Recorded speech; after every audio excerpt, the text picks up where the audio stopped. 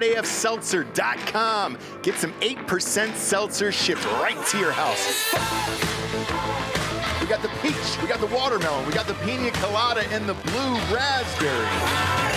We're also available in over 200 stores in the state of Florida and Tennessee. And if you're heading out to the Major League ballparks this summer, make sure to check us out in the Miami Marlins Stadium, as well as Tropicana Field, home to the Tampa Bay Rays, as well as the Tampa Bay Rowdies. We are live inside all three stadiums. So if you're down in Florida this year, check us out. Go to hardafseltzer.com today and check your store locator or order them right to your house.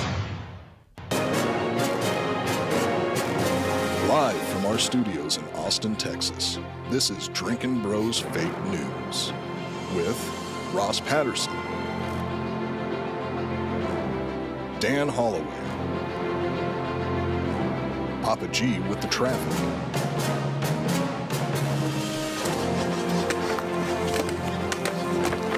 How you feel? Not good. Yeah?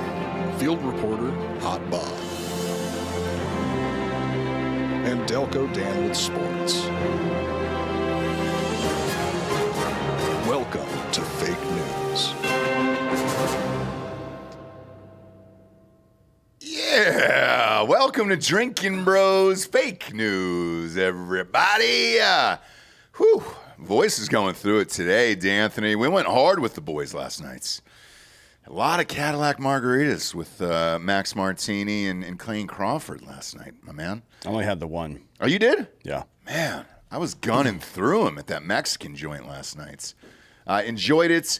Enjoyed those guys immensely. Check out the channel in theaters this weekend in select cities and on demand.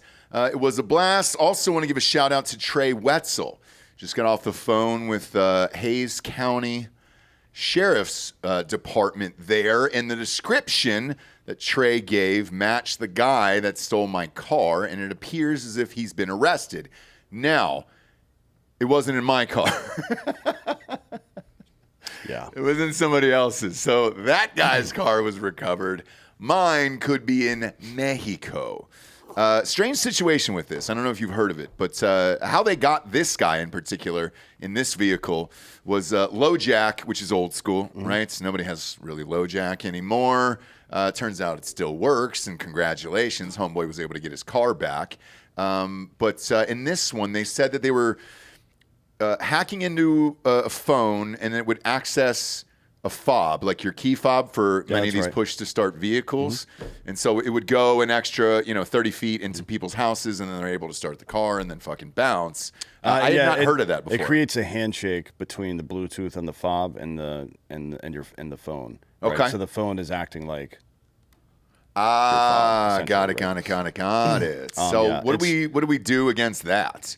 When you go inside your house, put your key fob inside of a Faraday bag. What is that exactly? Do you have one? I believe you don't even need to do that. You just put it inside of aluminum foil, and that should that's great. disrupt it. Yeah, That's if you're great. fucking poor. But there's a guy named Michael Faraday who's a famous physicist, and he created these devices, right? It's a bag. You can put electronics inside of this. Okay. And you just fold it like this to the hook pile tape or Velcro if you're a civilian. Sure. And the end, it won't transmit any signal in or out. No shit. That's what you use every day? Yeah, and you can buy something like this for $15 or $20 on the interwebs. No on way. Amazon. Fucking A, dude. Also good for if you're having conversations that you don't want anybody to listen into, because if you think this thing's not listening, you're out of your fucking mind. No, it definitely is. I mean, everything I say now pops up in every single feed. I mean, you just have to say, "Hey Siri." Yeah. Yeah. Hey, Theory. Hey, Theory. Find my theory. Left it somewhere. But that's fun because now I want to take extra stuff. That's the beauty of working your ass off your entire life to have nice shit is even then it doesn't really matter, and you still got to buy this other stupid shit and then hope for the best. I was just going to complain about that. Oh, were you really? You go through this cycle of like, you work so hard, you grind, you have all these goals, you get it all, you're at the top of the mountain, and then you hate it. Yeah. You're just taking care of it. You're just wasting everything away. You're like, why am I mowing this lawn? Why am I cleaning this room I don't go into? I know. We were at the Mexican joint. I won't say there was a lot of people with us last night for this party, but I won't say who it was. One of them was bitching about one of their kids being Democrat who's in college. I was like, well, what college did they go to? It was a liberal school in liberal arts school in New York. And I was like, oh, well, what do you expect? And he goes, I kind of expect it. And he goes, what do you think is going to happen? And I go, I'll tell you exactly what's going to happen. Junior, senior year of high school, you feel full of hope. And you're like, oh, man, we can change the world. We do need climate change and all the other fucking bullshit that they pitch you. Being a Democrat, you get to college, that continues. You're starting to vote for the first time. You go to a couple rallies, and you're like, yeah, I can do something good in the world. Like, we can change it together. Then afterwards, you get to about 26, 27, you're like, oh, fuck. My car's been broken into 80 fucking times, and people are stealing shit. How the fuck do I avoid that? Well, tougher crime policies, and that's obviously on the Republican side there. Then you start to slide over there financially. You start looking at your taxes and everything else, and you're like, sure like to keep some more of this money. So I go, they'll grow out of it, friend. Don't worry. Just give it enough time. Wait till the first break-in happens. Wait until they start paying taxes. Taxes or a break-in, because then you got to get a gun. Like, even liberals that I know, super liberals, there's a couple of them in my neighborhood who've admitted to me, they were like, yeah, I bought my first gun. And I was like, only takes once, doesn't it? So, yeah. That's where we are, but again, shout out to Trey Wetzel. Dude, that was fucking rad the other night. Catching him on tape and all that other shit and staking him out. You're a real-life cop again, you know? It's great. Good for you, Trey. Top story of the day here. I think this is fake news. You've got to confirm this for me. Ray Epps sues Fox News? No, it's real. No way. Mm-hmm. The brass on that guy. Are you kidding me? Fox News, which recently settled 2 separate high-profile legal challenges for approximately $800 million, is now facing a defamation and false lights lawsuit. What is a false lights lawsuit? I don't believe I've ever heard of that. False. From a man who said the network presented him as a scapegoat for the January 6th insurrection at the U.S. Capitol. Now, the lawsuit, which was filed in Delaware, obviously because most of corporations are operated out of Delaware because it's harder to get to, claims that Fox and Carlson knew that Epps was almost definitely not a federal agent, but chose to disregard the knowledge, therefore arguing that the network acted with actual malice, the standard necessary to win a defamation case against a public entity. I'm very confused by this on so many levels. A false light is a tort concerning privacy that is similar to defamation. It includes a non-public person's right to protection from publicity that creates an untrue or misleading impression about them. Okay, so here's where my confusion comes in with all of this. Okay. All right. Ray Epps, allegedly, according to the government, and in one of the January 6th hearings, and I believe it was Ted Cruz who was grilling the guy, when asked about Ray Epps, they said, we have no information on him. He asked specifically if Ray Epps was a Fed, and they said, we have no knowledge of that, right? Now, hypothetical, let's say that was true, and Ray Epps is not a Fed. You still have him on tape, 26 different times, trying to lead a charge to storm the Capitol. Yeah. Everybody else is in prison for this. He's not, and he's never even been tried or gone in for a hearing or an interview, to my knowledge. So couldn't they get him on that? Well, no, he did an interview with 60 Minutes. 60 Minutes, right? But not the actual January 6th committee. Yeah. I mean, everybody else, there have been over 1,000 people detained and questioned and such. And I don't know how many, several hundred, I think, charged at this point, if I'm not mistaken. In his lawsuit, Epps claims he believed parts of the Capitol would be open to the public and that he thought Trump supporters would enter the building lawfully. What? When is it ever open to the public? When is that building ever open to the public? It's not ever open to the public. Sure isn't. Right? So if his case hinges on Fox and Tucker Carlson knew for a fact or close to a fact, whatever the fuck that means. It's like horseshoes and hand grenades over here. Yeah. That he wasn't a Fed. And when he says a Fed, It could also mean a fucking a state's witness or cooperating personality, not necessarily an actual federal agent, right? And he wants, like, they can't get the benefit of the doubt for questioning the situation, but he gets the benefit of the doubt when he's standing outside yelling at people to go fucking storm the goddamn Capitol under the presumption that he didn't think it was anything wrong with that. It's like that Dave Chappelle skit. Yeah. Where it's like, he's with his white buddy and goes, I'm going to race him. Like, what the fuck?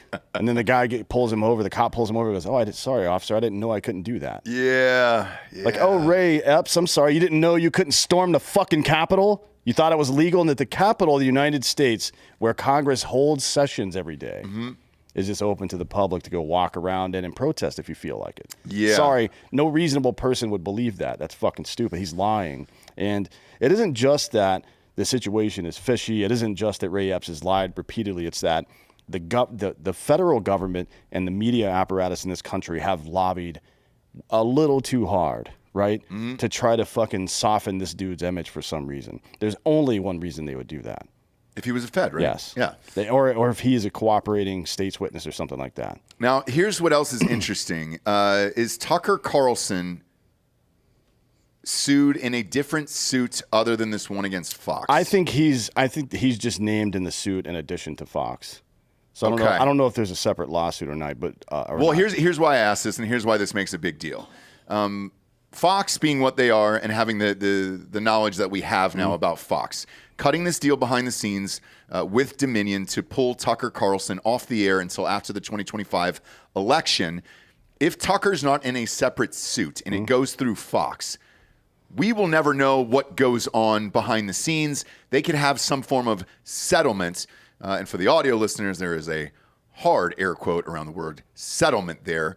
That would make Ray Epps look like he's not a Fed. If they came out and announced that we had settled with Ray Epps, that would signal to the entire public and the rest of the world that this guy was not a Fed. He got some money from Fox, and we're sorry about everything that happens.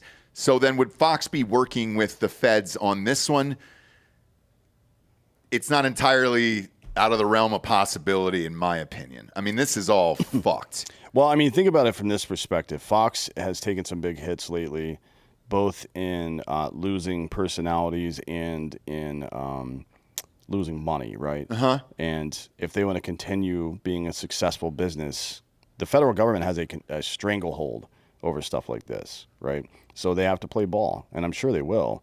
But notice the language that's being used now in all of the leftist, liberal fucking mainstream media news organizations.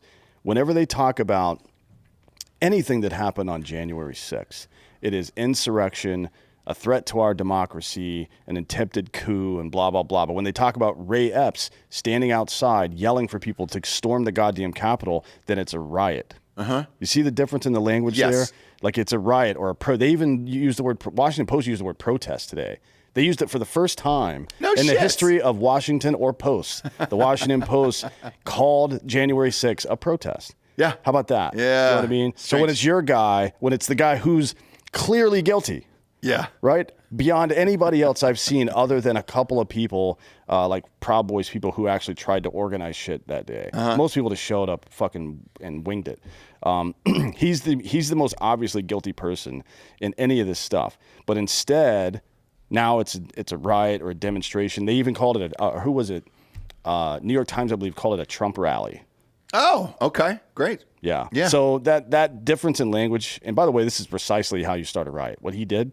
Yeah. Like you have, and one of the other pieces of information we know is that there were up to 120 FBI agents on the ground during the protest. Yeah, right? I think it was 122, I believe. Yeah, something like that. So if you want to start a fucking riot, you have people like him that look like reasonable people. You don't have some guy in a fucking Indian costume or whatever that retard was doing, Viking costume or whatever. Yeah. You have normal looking people go out and stand in the audience or stand in the crowd and fucking try to cajole people to go towards whatever, right? This is how you do it. And also, it wasn't even like he was doing it at the actual like rally or whatever before all that started.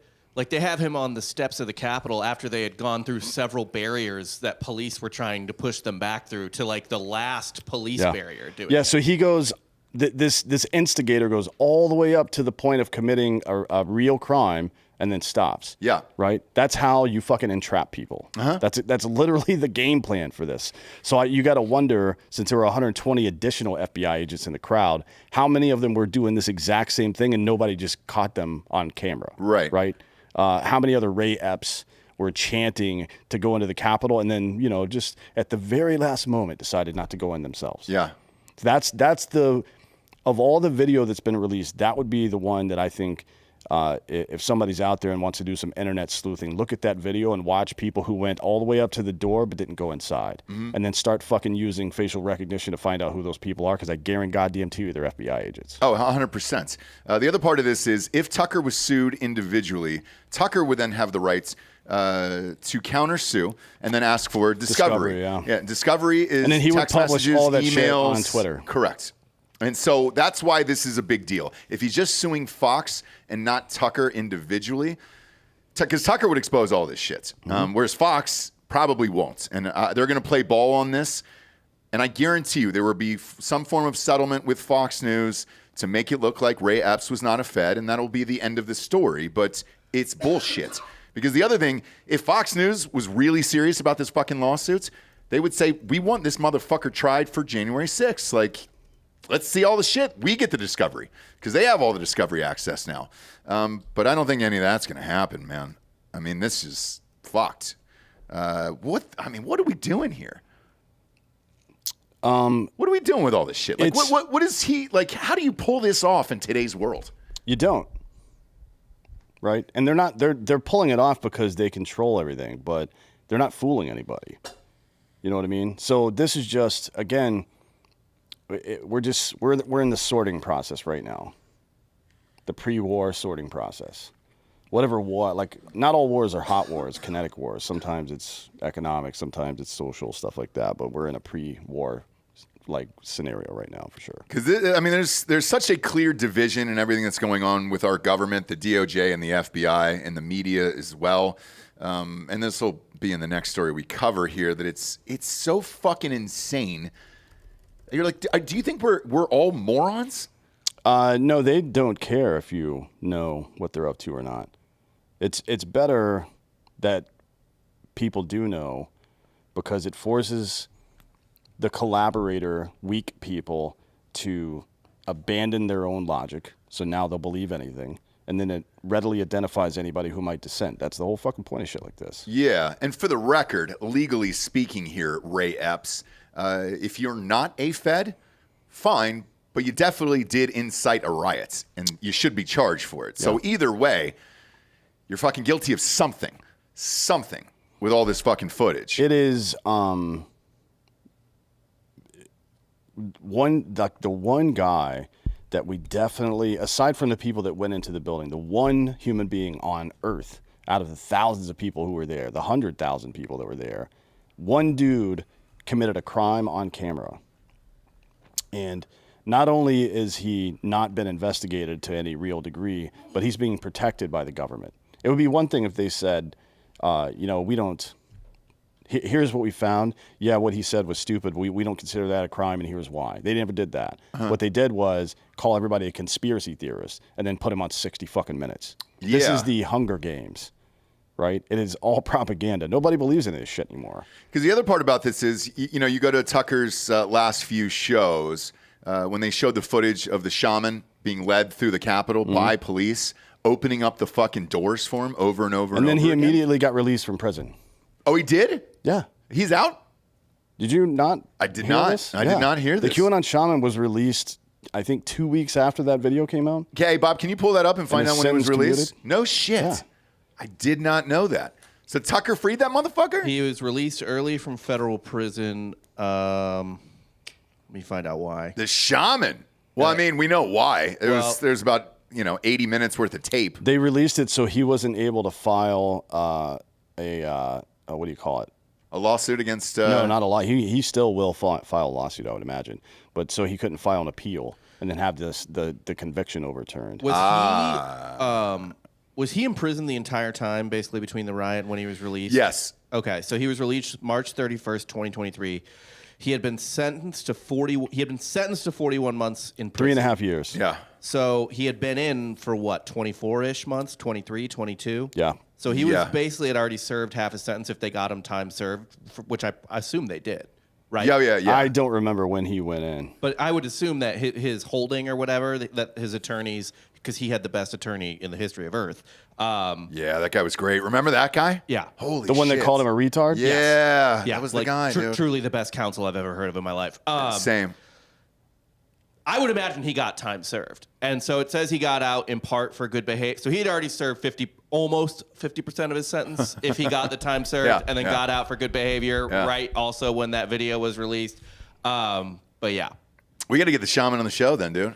Shit.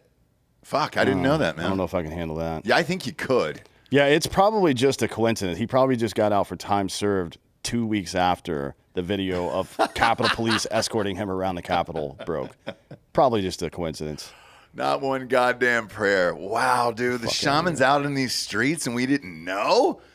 Come on down to Drinkin' Bros, dude. We'll get you a fucking Viking helmet. Well, brother. he's probably on parole and can't leave the state he's in. He's in Arizona, right? Is he? I would imagine. We'll go to you, dude. We'll go back to waste management. That was a fucking blast. And we'll get you to sign a Viking helmet for everybody. That'd be a fun thing to have on our set here. A signed Viking Well, we've already got a helmet Viking helmet. from the shaman. Yeah, I know we've got one somewhere. It's over there. But one signed from the shaman. Let's go, fam. I'm surprised he's not at like Comic-Con and shit. You know? Yeah, I don't know what the political constitution of a Comic-Con is. Like super Nothing, nerdy really. people, I don't think You they... just kind I of have feel to like be there's- famous. Do they lean one way or the other? More than No. a few 4chan users there, as well as That's your- probably true, yeah. No. Sorbo does them all the time. There's a ton of right people at those goddamn things. John Voight, all those guys. Mm-hmm. So yeah, let's get the shaman there, dude. That would be packed. Signing Viking helmets. You know how much that guy would make? He could go for the rest of his life on that gig. That's hilarious, man. Next up, another story that should be fake news. End of the line. It's one of my favorite things you've ever written, by the way. It involves the cocaine at the White House. End of the line. People can't hear that. You know what I'm saying? Like, they need to know that you did that. They really know that you need to. They can't see that. They need to know that you did that. Secret Service announced Thursday that it has closed its investigation into the cocaine found at the White House earlier this month and said it is not able to single out a person of interest because of a lack of physical evidence. In a statement Thursday, after briefing members of Congress on the matter, the Secret Service said the cocaine was found on July 2nd inside a receptacle used to temporarily store electronic and personal devices prior to entering the West Wing.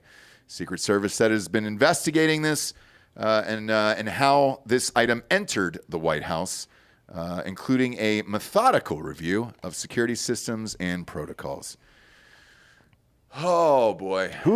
If any of you out there have ever been inside the White House, you know this to be not true. Ding, ding, ding. Been there. Not one thing happens. This is the most closely watched and guarded building on the face of the earth. Yep. Every single fucking stitch of that goddamn place has cameras. And, you know... This particular area, by the way, they said under 50 people were there. Yeah. So you know that you can narrow it down to 46, 47 Well, what you can people. also do if it's, government employees, if you're a federal employee, they have the right to request a drug test anytime. Random drug test anytime. They could call all 50 of those people in, whichever one of the 50 are federal employees, and eliminate them. We'll know for sure that you guys didn't do it. Now we're good. Now we're down to 4 people. Yeah. Right? And then we can start asking some questions. But what they don't want is to put a bunch of fucking liberal staffers through drug tests, because every single one of them is going to pop hot. I mean, and that's not a judgment. Me neither. They just think it would be embarrassing, or if they did that, then you could fucking do a FOIA request later on and they would have to terminate some of those people. They don't want to get involved in that. I understand that part. Same here. I get it. But, this is kind of a bad look. You think? You think so? Yeah, and it's like the favorite thing that I've heard about this so far is from this dude on Twitter, Noah Pollock. He writes for the Free Beacon, if you've ever heard of that. Yeah. I don't know much about that site. I do. Saw it in his bio. It's an indie kind of newspaper site. I know. So he said, this is like if the Hamburglar lived at the White House and all the hamburgers got stolen and the Secret Service was like, we just don't have any leads, not sure what happened to all those hamburgers. And in this scenario, the Hamburglar is Hunter Biden. Sure is. Because not only is he a known crackhead, but the fucking same week that this was found, you see him at the White House on camera tweak the fuck out of his mind. Yeah. And God bless him, dude. Yeah. As his parents look at him. Yeah, with knowing that well, one parent in disgust. Well, Joe doesn't know where he is, and but pop Jill up- is like, "What the fuck?" Pop up that video again, Bob, because somebody slowed it down on Twitter. It's that look that your mom gives you where you're just Like when you tell her you're gay for the first time. yeah. She's Well, like, no, no grandkids. I only sucked his dick, but he didn't come, Yeah, Mom. well, He didn't come. No, Yeah. this is the look your mom gives you when you bring home a girl with a fucking face tattoo. Yeah, You know what I mean? It's like, what yeah. the fuck? Look at this guy. He Look is at this gacked guy. out of Oh, his fucking she's mind. so pissed. And by the way, here's how I know he was gacked out of his mind. Because I have been gacked out of my mind Yeah. a million times. Yes. And I will be again probably this weekend. Probably in an hour. Yeah, You know, so, no judgment. It's on not this. judgment. It's just like, hey, if you're gonna fucking do a bunch of nose beers at the White House, and then somebody finds a baggie of cocaine at the White House, can we please stop pretending we don't all know what's happening? Yeah. You want to pop open some panty grease and get fucking wet? I don't give a shit. Truthfully, my honest opinion about this whole cocaine situation, I think it's hilarious. If this would have happened, It would when be way funnier, George yeah. W. was in the White House, Yeah. right? It would have been a fun, hilarious story. When SNL used to be funny, way back in the day, they could have created a character out of Hunter Biden doing drugs everywhere. They did do this to George Bush's daughters. That's right. Who were, like, in the Bush college. Twins. Yeah. Yeah, and they got DUIs or something like that. Everything is Jenna Bush. Somebody took pictures of her like just trash at a party. She was on a bar too, and all in Austin, by the way. Yeah, which is fucked up because I don't know about you guys when you went to college, but I didn't do any of that shit. It is. No, none. She's disgusting to this I day. went to church 6 times a week, and on the 7th day, I rested. That's it. So Boom. And when they asked, I said, no wine. No wine. Yeah, No. yeah. No. Yeah. No. no, I go grape juice. Yeah. It's like, can I get diet wine, please? But before, let's say, fuck. I think it was Obama. When Obama was in White House, Well, somebody tried to give the What was it, oldest weed? daughter shit for smoking weed. She's Smoking like, weed. She's 19 and she's smoking weed. yep, nobody fucking I'm cares. 42 and I smoked weed this morning when I woke up. Sure did. 7:30 in the morning, I woke up and I was like, you know what I should do is smoke some fucking weed right now. Yeah. And I did it. Yeah. So and this weekend, you'll probably do cocaine.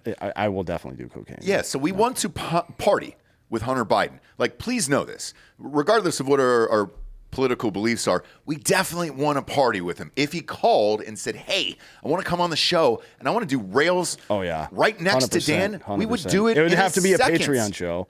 Well, YouTube would probably for drug Cancel paraphernalia the- shit. yeah. They would knock They it would down. nuke it. But I think for the 24 election, this should be a fundraising apparatus for Joe Biden.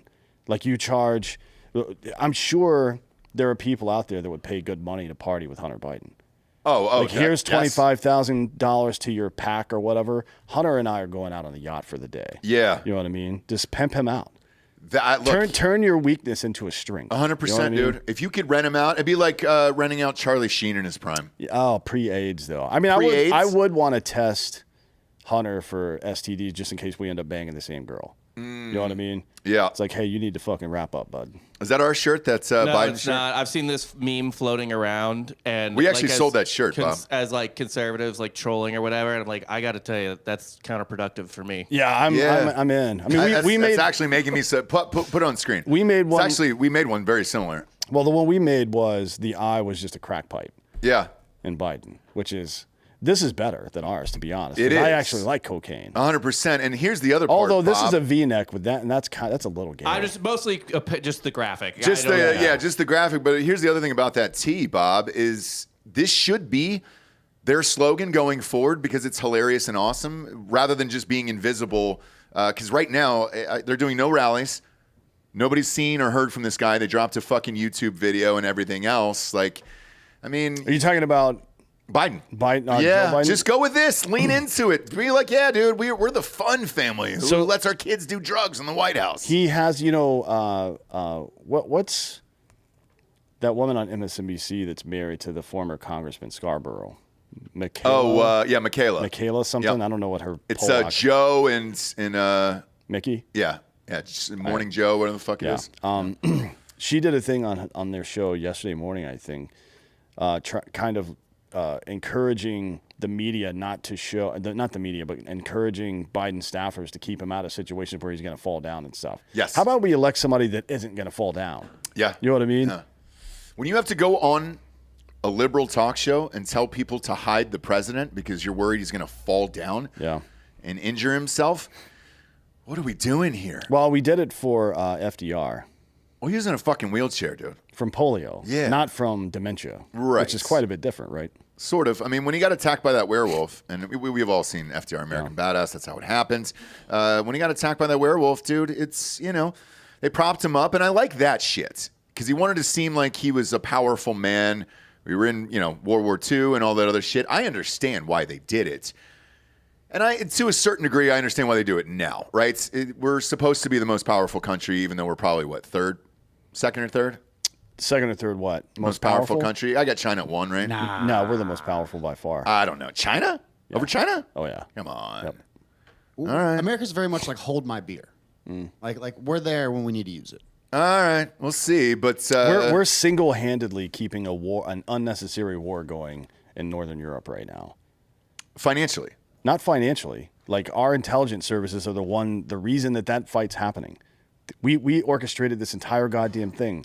We fucking continue to push NATO to the east while pretending we weren't doing it, and then trying to rewrite history and saying we never said that, even though the internet's forever, bitch. Yeah. We all got these videos. We know what they say.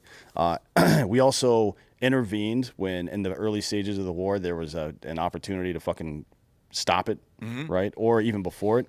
We conducted a coup in 2014 there.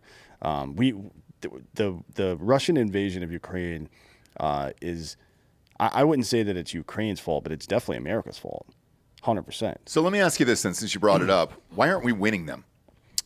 It depends on what you mean by winning. Well, World War II was the last one we won, right? No. So the military-industrial complex wins when the war goes on as long as possible. Winning the actual war doesn't matter. Did we win Iraq or Afghanistan? We didn't. No, but we did extract somewhere between $10 and $14 trillion worth of wealth from the American public and put it in the hands of the military-industrial complex. So somebody won. Well, it just wasn't us. Yeah, they definitely win, but you still need the optics of like a nice W, right? What was you guys did the World War II back-to-back champion shirt. Yeah. You still need the W on one of these goddamn things here and there. So, You used to, but not anymore. That's true. I guess you're right. After Vietnam, there was a lot of reticence about going to war again. Mm-hmm. A lot of people didn't want to get involved in the Gulf War in the early 90s. And a lot of people didn't want to get involved in Iraq either, but they were all kind of strong-armed by the Bush administration and the war hawks on both sides. It was completely fucking pointless, you know what I mean? That whole thing. The first one? You talking about the first one, the Gulf War? No, that was all right. Were we justified in that? I guess. I mean, it's none of our fucking business if Saddam Hussein decides to take over a country in his region. Why are we involved? That's what I never understood either. Why the fuck do we care? Let Saudi Arabia or Iran handle that. Let them fucking deal with it. At least we had a clean pullout, relatively. Yeah. We did, sure. for sure. Well, I mean, they all gave up and they were waving, Michael Jordan jerseys and shit like that? I mean... Yeah, the ones that weren't burned to a crisp. But. Yeah, but look, Bob, you gotta break a few eggs to make an omelet, brother. So it happened. But I never really understood it. I was like, fuck that country. Who gives a shit? Well, I mean, so I always say cui bono, right? Who benefits? Yeah. Winning to the soldier, to the American citizen, looks like we defeat evil, right? Or yes. we win the war, or we beat the bad guy, or however you want to fucking frame it. But that's not what winning means to the people who are financing the war. You know what I mean? It's just about the. That's why we a bank account. Yeah, like how high you can get a bank account. In the late 80s, mid to late 80s, we sold, during the Iran-Iraq war, we sold guns to both sides. That's not smart. Like, we knew that Iran was headed for some fucking shit. We knew that they had become completely captured by the fucking, not Wahhabists, because that's Sunni mostly, but we knew they had become completely captured by this religious ideologue who was wanted to wipe Israel off the map and all this other crazy bullshit. But we sold guns to both sides anyways, knowing for sure that we were going to have to fight both of those countries, or at least one of them at some point. But we armed them both anyways, because the point wasn't to win anything, and it wasn't to make America more secure. It was to sell the product. Yeah. That's it. That's wild, isn't it? Yeah. Well, that's the world we live in, dude. I know, dude. Yeah. That's why we shouldn't have a federal government. We should not have a standing army or any of this stuff. Every time we need to go to war for some reason, justify it enough for people to start paying taxes for it and then just fucking join up and go fight. And if you can't do that, if you can't convince people of those two things, then the war is not worth fighting. Yeah. Yeah, I agree. We got our first sponsor here. We're brought to you by ghostbed.com/drinking bros. This is signed behind me, by the way. Other way. There you go, Ross. Big savings happening over there right now. 50% off the bundle package. It's the adjustable base and the mattress combined together. The most popular option there for the old adjustable base is the Split King option. You get 2 remote controls instead of 1. Still go upsy downsy all aroundsies, and it vibrates from head to toe. It's awesome. USB ports, flashlights. Got to get up and take a piss in the middle of the night. All the fun stuff. Huge fan. I've had it for 4 years. I love it. Now, if you already have one and you just want a mattress, type in the promo code Drinkin Bros at checkout. You're going to get 40% off a mattress and also everything else in the entire store. The sheets are great. The pillows are great. You're also getting 2 free luxury pillows with a mattress right now. They've got mattresses for RVs. Yes, finally, somebody's making comfortable mattresses for an RV. Holy shit. Why is that technology taking fucking 100 years? Congrats, Ghostbed, for cracking that code after so long. And they've also got covers. They got weighted blankets. No matter what you put in that cart, you're getting 40% off. 60 items, great. They're forced to give it to you. Now, when you check out, you're going to see a 3-year pay-as-you-go program. No interest as long as you have decent credit over there. You check that box, no matter what you put in that cart, and all the deals that I just mentioned, they have to give it to you. Over 3 years. Exploit it. Take advantage of it. I don't know how they're making any money. Not my fucking job. I just love to sleep in the goddamn things. Have them in every single room of my house. So does D'Anthony. Go to ghostbed.com/drinking bros today. Next up, the child trafficking deniers. This story's been exacerbated over the last couple weeks with the success of Sound of Freedom, obviously, and hopefully that movie will continue to rock throughout the rest of the summer here. The Department of Justice quietly removed significant portions of its page on child sex trafficking, including information on international sex trafficking of minors, domestic sex trafficking of minors, and child victims of prostitution. While it is unclear what prompted the revisions, conservatives pointed to the changes as a sign that the Biden administration is not taking crimes surrounding child exploitation seriously. Yes, this has been going on for how many fucking years at this point? But the timing of this is very, very fucking curious right now. Another section scrubbed by the department after May 12th is one on domestic trafficking, which said pimps, literally, pimps and traffickers sexually exploit children through street prostitution and in adult nightclubs, illegal brothels, sex parties, motel rooms, hotel rooms, and other locations throughout the United States. Now, who was that? Severino who said that? Yeah. Yeah.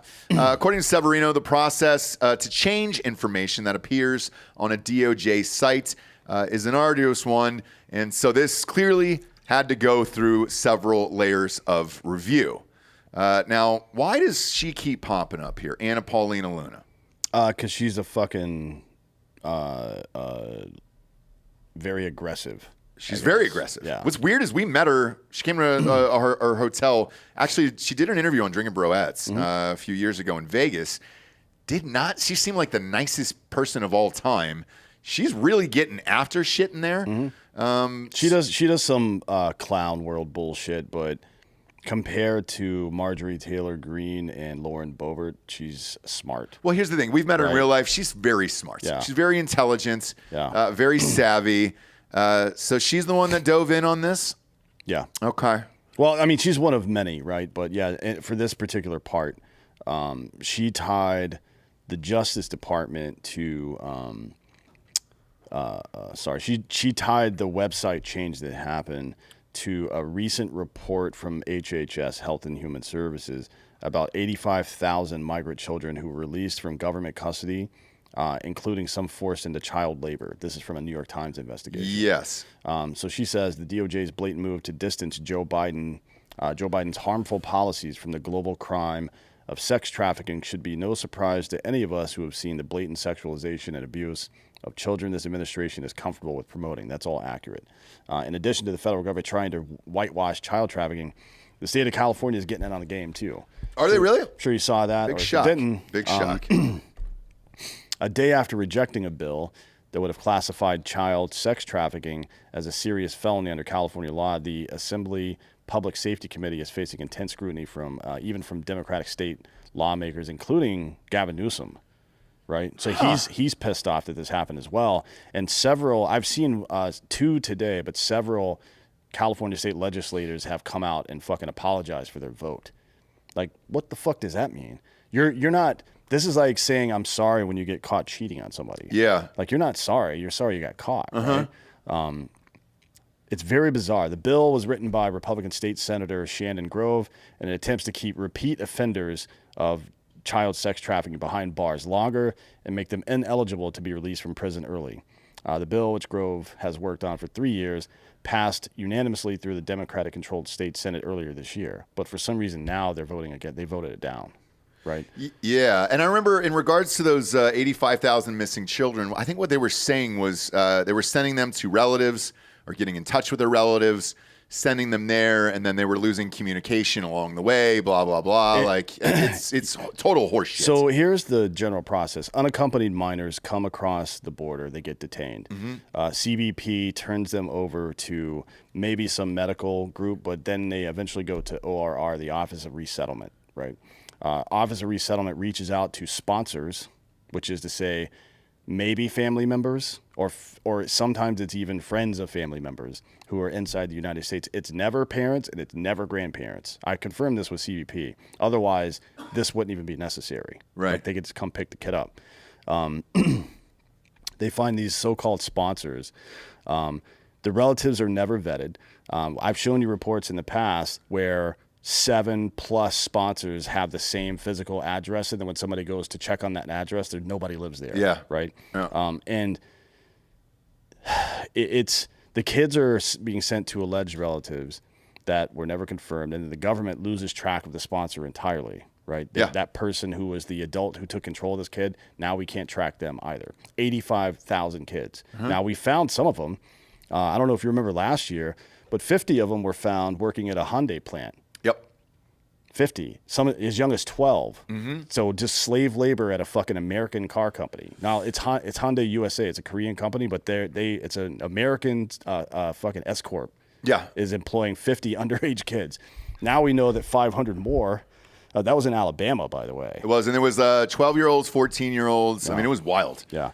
And then for another New York Times report recently shows kids working in dangerous factories that make products for like Cheetos and shit like that. And one of them had their scalp ripped the fuck off or something like that.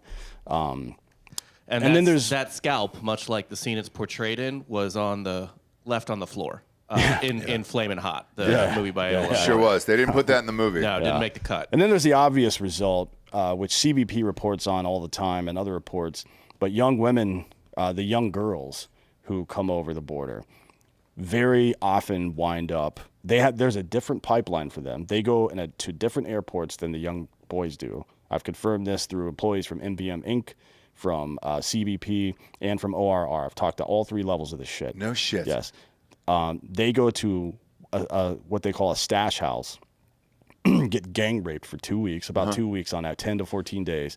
And if they survive, they get sent out to their final destination to be sex slaves, right, to be prostitutes.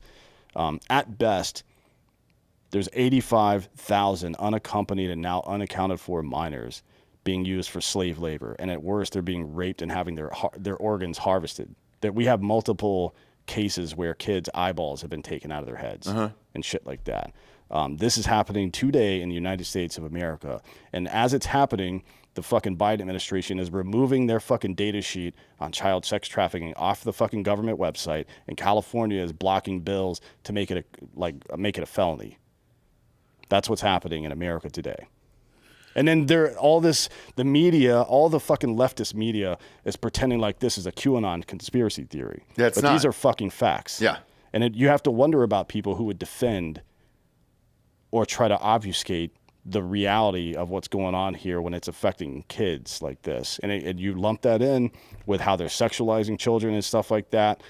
There's something very bizarre is going on. It's hard to find fault in somebody who thinks there's some kind of weird adrenochrome fucking shit going on at this point. Maybe that's crazy. Maybe that part's crazy. But something's fucking happening. Something's happening, and again, with a movie like Sound of Freedom, like I think more people have their eyes open to it now. We were one of the guests that was here this week. I forget who it was. One of the listeners that was here. He was like, "Man, I didn't know any of this was going on," and I was like, and they said, "When did you find out?" And I said, "The Super Bowl in Houston, that Falcons Patriots one." When I hit up Tim Kennedy, I said, "Hey man, you want to go get dinner?" And he's like, "No man, I'm working this thing." For the Super Bowl all week, and now he was like, "You've known for what 7 years now?" And I go, "Yeah." And he goes, "I'm just finding out about it because of this goddamn movie that's out." And he goes, "I can't believe this is happening in the United States of America." And I go, "It is, dude." Like, by the way, that 85,000 kids, those are the ones that we caught coming across the border. Yeah, that's the ones we know. Based on the data that we have for adults, that's probably about half of the kids, right? Yeah.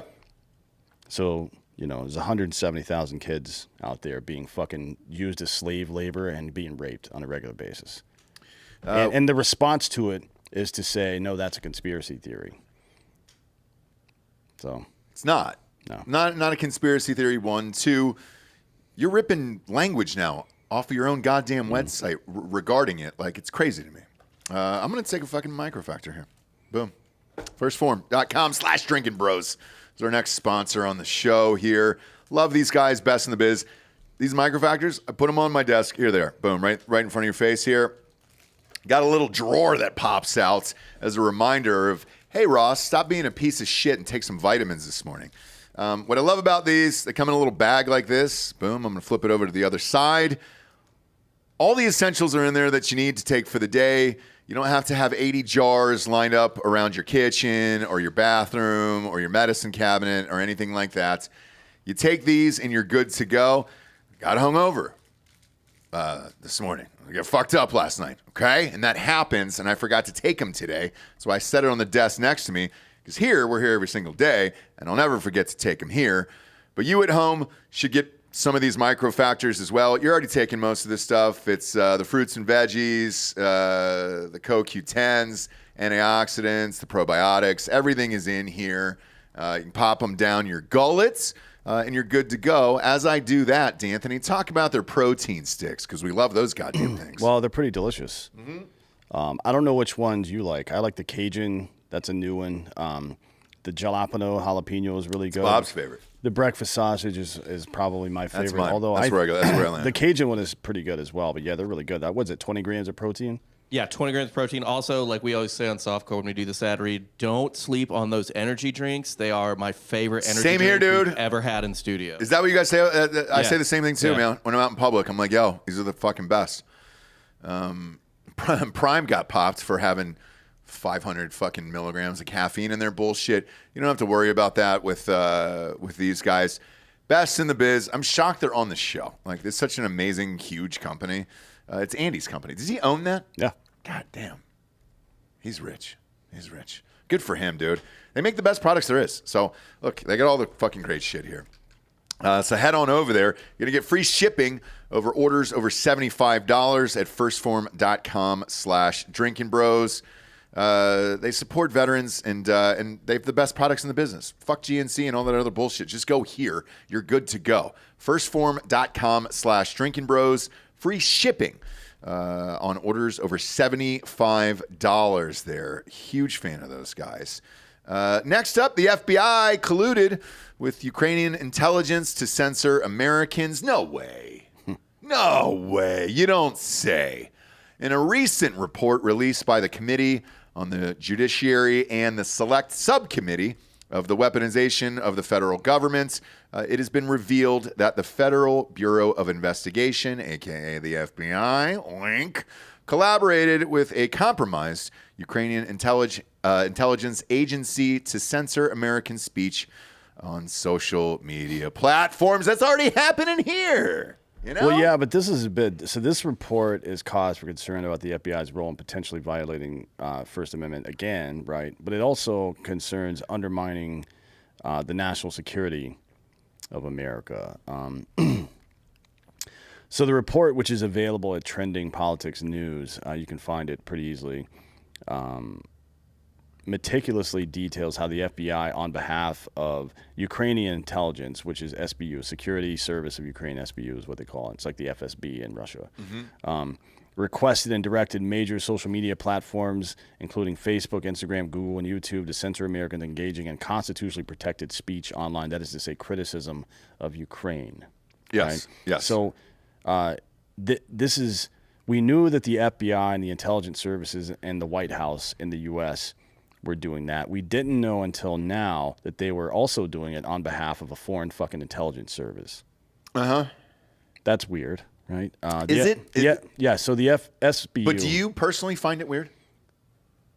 Do I find it weird? Yeah, Yeah. I find it fucking weird. I don't. I'm not shocked by any of this. I find this. I'm not shocked by any of it. To me, this is a treasonous activity, and I think the people involved in it, to the lower level FBI people who did it and didn't say no when they were requested, to the director of the FBI, Christopher Wray, to who we'll get to more in a minute, to the Biden White House. All these people should be arrested for this shit. Like, you're spying on American citizens and then censoring them on public platforms for a foreign government. Right. What the fuck? You know what I mean? So the SBU, by the way, Zelenskyy just fired their director. What was it, a year ago? I think. I believe it was so, July of 2022. He fired the head of the SBU because he was a Russian infiltrator. Yeah. So this organization, it wasn't like they had infiltrators in the ranks. The goddamn director of the SBU was just fired a year ago because he was a Russian agent. So I guess we're just censoring on behalf of Russia now, maybe? I don't know. Like, who exactly is in bed with Russia? Because it isn't Trump. We looked into that one. No, that one was cleared. So we're all good there. I don't know. The whole thing is so fucking bizarre that it's like, I wonder if people just listen to the show who've never even heard it before and they're like, these guys are all fucking conspiracy theorists. Like, it's not. I mean, Maybe. It's all fucking here. But they don't, it's like you said at the top of the show, they don't fucking care. And they're just doing it right under our noses. And it's like, all right, great. What are you going to do to stop it? Nothing.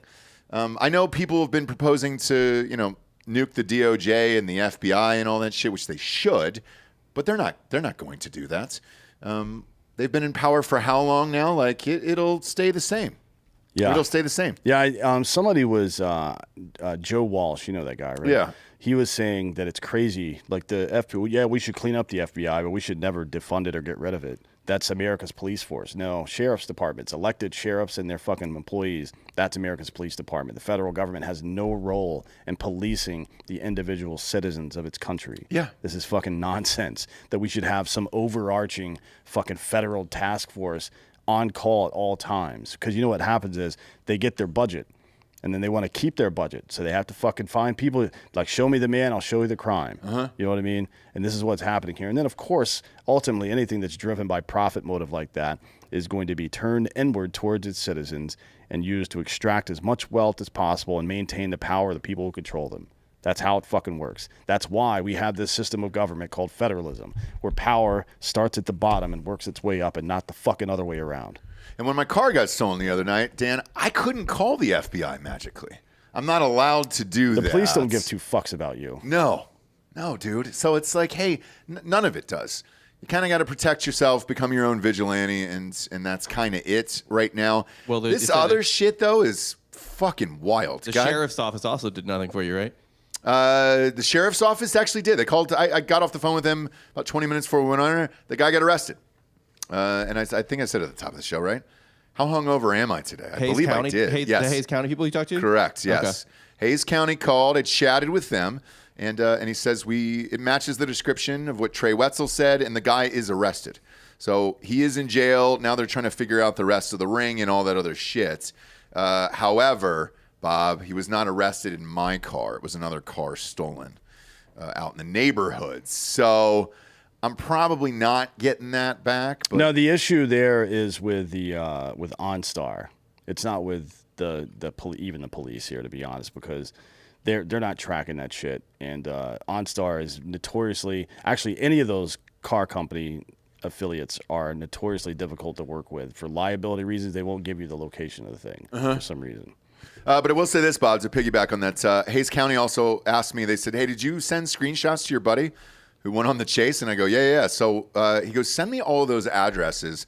We'll start checking those houses as well. Oh, yeah, he was just selling drugs to him, probably. Yeah, that's what I think. But, I mean, look, I don't want to get any drug users or dealers Me in trouble. neither. Yes, just don't do it in a stolen vehicle. Yeah, sell all the drugs. Sell and use clean all the drugs you want. Yeah. I don't care about that. Just don't fucking steal people's shit. Don't steal people's shit. I mean, everybody will buy your stuff. Just don't steal people's shit. As a matter of fact, if you had just come and knocked on Ross's door and say, hey, I was thinking about stealing your truck, but I've got this cocaine to sell. Yeah. He would have just bought your cocaine. Absolutely. And you wouldn't be in jail right now. You're in jail now because you're stupid. I know. If you would have just knocky, hey. Everybody does drugs. We got an 8-ball. All right. Cool, man. How much? Great. Have a nice evening, sir.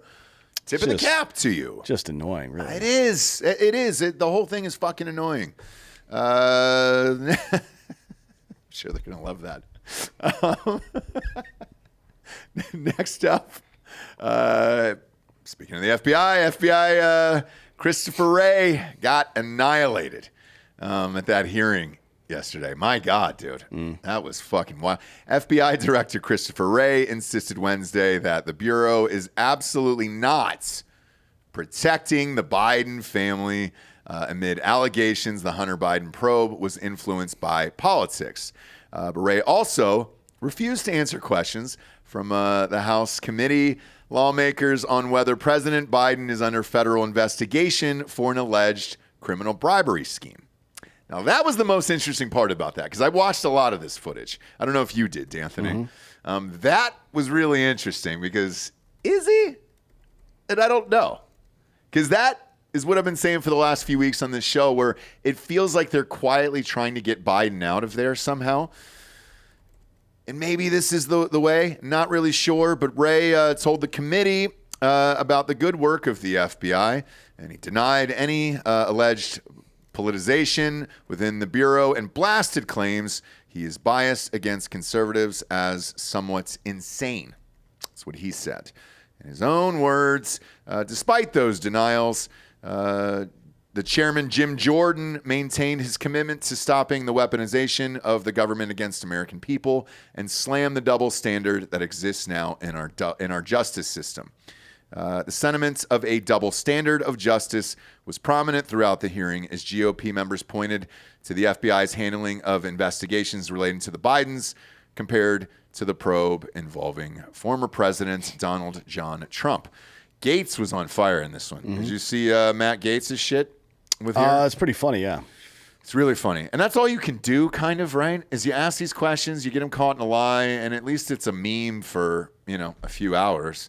But Gates pointed to the allegations leveled against the Justice Department by IRS whistleblower Gary Shapley, who said steps were taken throughout the years-long Hunter Biden probe to protect him and limit any questioning related to President Biden.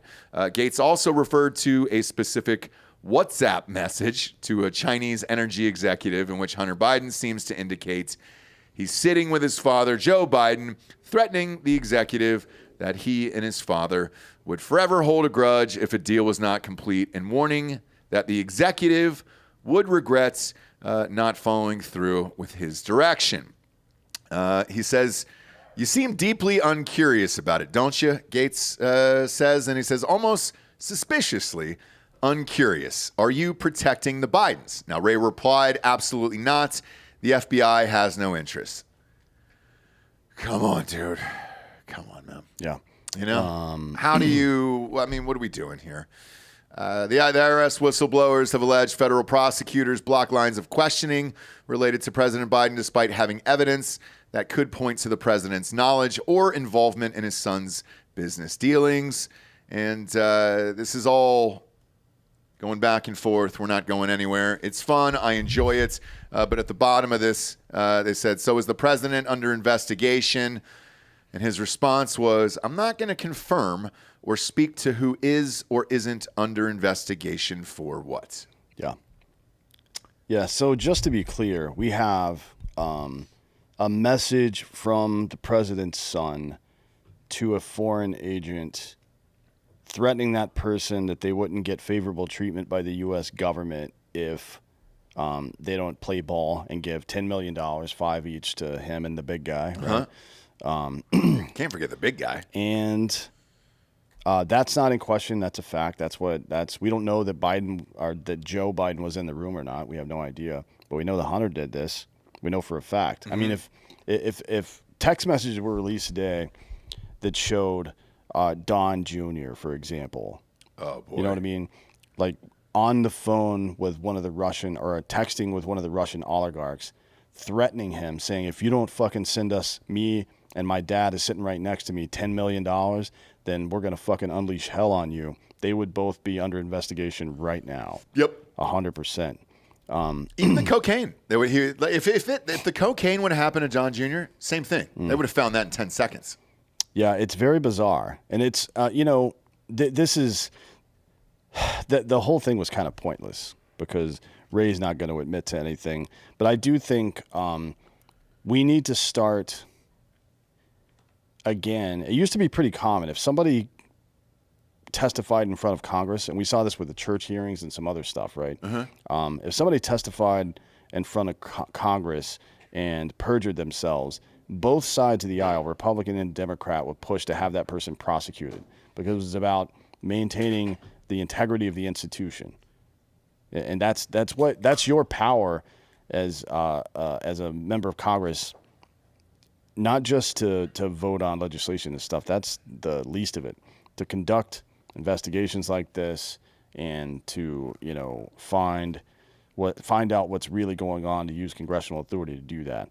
Now it's just we're a banana republic at this point. Whichever party is in power at the time, that's who they're going to wield their power to try to fuck the other side, but they're not actually going to do anything for the United States. The best thing that anybody could do, and this is why there's only one person in federal politics who's doing anything to shrink the size of government, and it's Thomas Massey. He's the only one.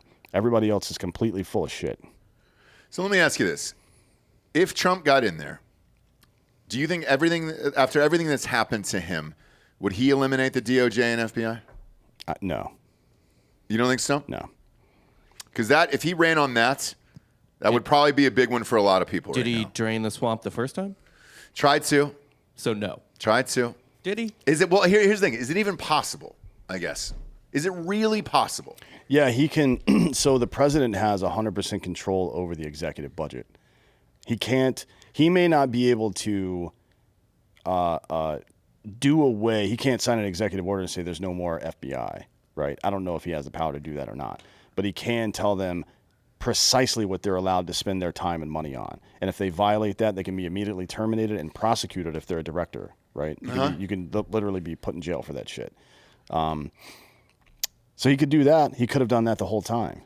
And if he didn't know he couldn't do that, or if he didn't know he could do that, that's kind of on him, frankly. Yeah, it's one of those things where, Bob, the stories that we've heard from inside when we were there was that the people he was firing and trying to get rid of over and over and over again, like he started to become paranoid that all these people were doing shit and behind his back and everything else, and not being a politician, he fucking know, but.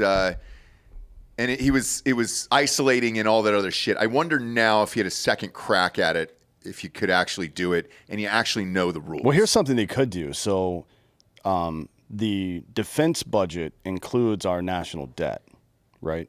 So he could reduce the size of the military or stop spending money on defense projects like building new hardware and shit like that and spend it all on the debt. It's like, well, he could say this year the fucking NDAA was going to authorize, let's say, I think this year was like $850 billion. We're going to take $300 billion of that and pay it towards the debt. And he could do that and nobody can fucking stop him. Okay. Right. But will he do it? I don't know. These things are deeply unpopular. Like, he would have to have allies in both houses of Congress, and I don't think he has those, to be honest. Well, do you think why nobody's ever done it is because it would be unpopular with the American people? Like, would the American people feel afraid if we got rid of the DOJ and the FBI and the CIA? Would you? I wouldn't now, but it's only because I'm friends with you. I'm dead serious. Only after doing this show on a day-to-day basis, and that's part of the reason why I enjoy doing it in particular with you every day, is I learn shit.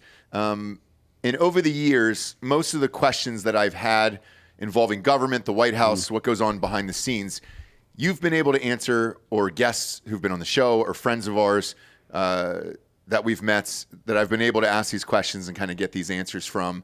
I feel like I'm more educated and I know what's going on now, but I don't know if the rest of America actually does. So if you just threw up a splashy headline that said, I'm eliminating the FBI, the CIA, and the DOJ, I would say 80% of Americans, just my guess, 80% of Americans would probably freak the fuck out. Maybe. They wouldn't feel protected. Are you familiar with the Washington, what is it called? The Washington Monument Theory? Mm-mm. It's where whenever, Bob, you know something about this, don't you? It's where whenever a government decides to start cutting the budget, for some reason they always start with the most popular things to the citizens, right? Mm-hmm. Hold on, let me pull it up right quick. Yeah, Bob, can you pull it up? I'd be curious. It's called Washington Monument Syndrome, and it's because I love that Blue Beam show we did the other day too. I didn't know anything about that. But this theory is like, so they cut the most popular programs because they're like, hey, look, without us, we cut. Obviously, you guys are missing this, right? Also, it's also called the fireman first principle, or the Mount Rushmore syndrome as well. Those are Now the last one I like is just as far as like names go and like flirtiness. That's a fun one. That's a funny thing to be like, oh, we don't have the budget. All right, fire department. Yeah. No, I mean they do. So it's usually teachers and police first, and then in the military it's usually, or I'm sorry, it's also the defense budget. That's what they do. They try to scare people and be like, hey, look, we can definitely cut back, but it's gonna cost you. You got to tighten your belts. So instead of instead of eliminating the 3,000% markup that we often pay on military hardware and cutting that down, or passing a law that says we're not doing that, fuck you, right? They cut like Social Security or welfare or something like that to make it hurt people. Yeah, because that would definitely hurt people. Yeah, Social Security in particular. So that's what would happen if Trump were to do some stuff like that by executive order through the executive branch. These people in Congress would start passing laws that cut deep into people's personal lives. Got it. Okay. Now you can do it. He should too. I mean, he should. We should fucking. This is what you do when there's a period of fucking bust inflation, right? You fucking whittle it down to the bone, all the way down. That's the only way to recover from it eventually, and not completely bankrupt your country, is to do that. It's called austerity, right? That used to be how we did it. But sometime in the fucking Bush administration, we decided that we could print more money and spend our way out of this. And we've done it in each administration since, including Trump's, by the way. Including Trump, yeah. It's fucking stupid. Like, this is not at all how economics works. And now and look at where it's led us. We've redefined what inflation is in the past 2 years. Like, really? Oh, yeah. Inflation's had the same definition for 1,000 goddamn years. And now all of a sudden it's like, oh, that's transitory. It's not real. Well, look, we're coming out of it now. Yeah. Bidenomics. I know, Bidenomics. Right? And, inflation is 3 times higher today than it was when Biden took office. Don't believe this bullshit that inflation's the lowest point it's been in 3 years. Yeah, since you fucked it up. Not only that, so like, everybody was celebrating that on Twitter yesterday, and but people were still asking, why haven't the groceries gone down? That's the one that's the food really shortage is everybody. over. So CNN, way over. I think it was CNN. Who did a? Let me see. I just saw this morning. The maybe it was yesterday. I don't know. I'll have to look. But somebody ran an article and it was like, the food crisis is over. Why are prices still high? Yes, that was the same article I read. Like what? Why are prices so high? Why are they? Shrinkflation is one of them, right? It's Greedy farmers never forget. Yeah. Could you imagine? It's because, and it's mostly middlemen organizations and top-level organizations. So when they raise their shipping rates or when they raise fuel costs or when they raise processing costs and then at the end user level, when the companies raise costs, they don't fucking go back down. Okay. You know what I mean? I will say steak at H-E-B seems a little cheaper. Just a little. Well, we're in Texas. We're in Texas. Meat should basically be free, know. to be honest. Y'all want some meat? You don't have a steak tree in your backyard? Yeah. Just gonna Sure pluck don't. it off of the. Sure don't. No, all my steak comes from underground. It's root steak. Yeah, root steak. Yeah. By the way, I got that my moink. wiener. I got that moink in the mail. Holy shit! Dude. There's a box. Well, I got the gift one they sent us, but my real box is sitting on my front porch right now. Damn, we cooked it up the other night, dude. Oh, yeah.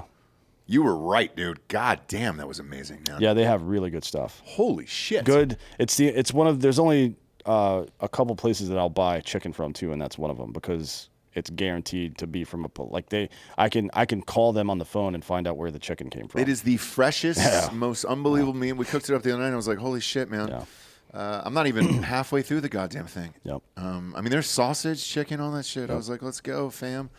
Let's go. So, yeah, why don't you fix inflation, bro? Why don't you fix the fucking food prices? Well, there's nothing the Biden administration can do at this point to fix inflation. I know. It would take probably 10. It will take if they decide to do that 10 years. You got to stop printing money first, and that's not going to happen. So, no, it's not. And in the meantime, if people are still willing to pay it, like that stupid fucking air conditioning company, if people are still willing to pay it, they'll keep the prices as high as they are, or fucking High Noon, $28.99 for a 12-pack of High Noon.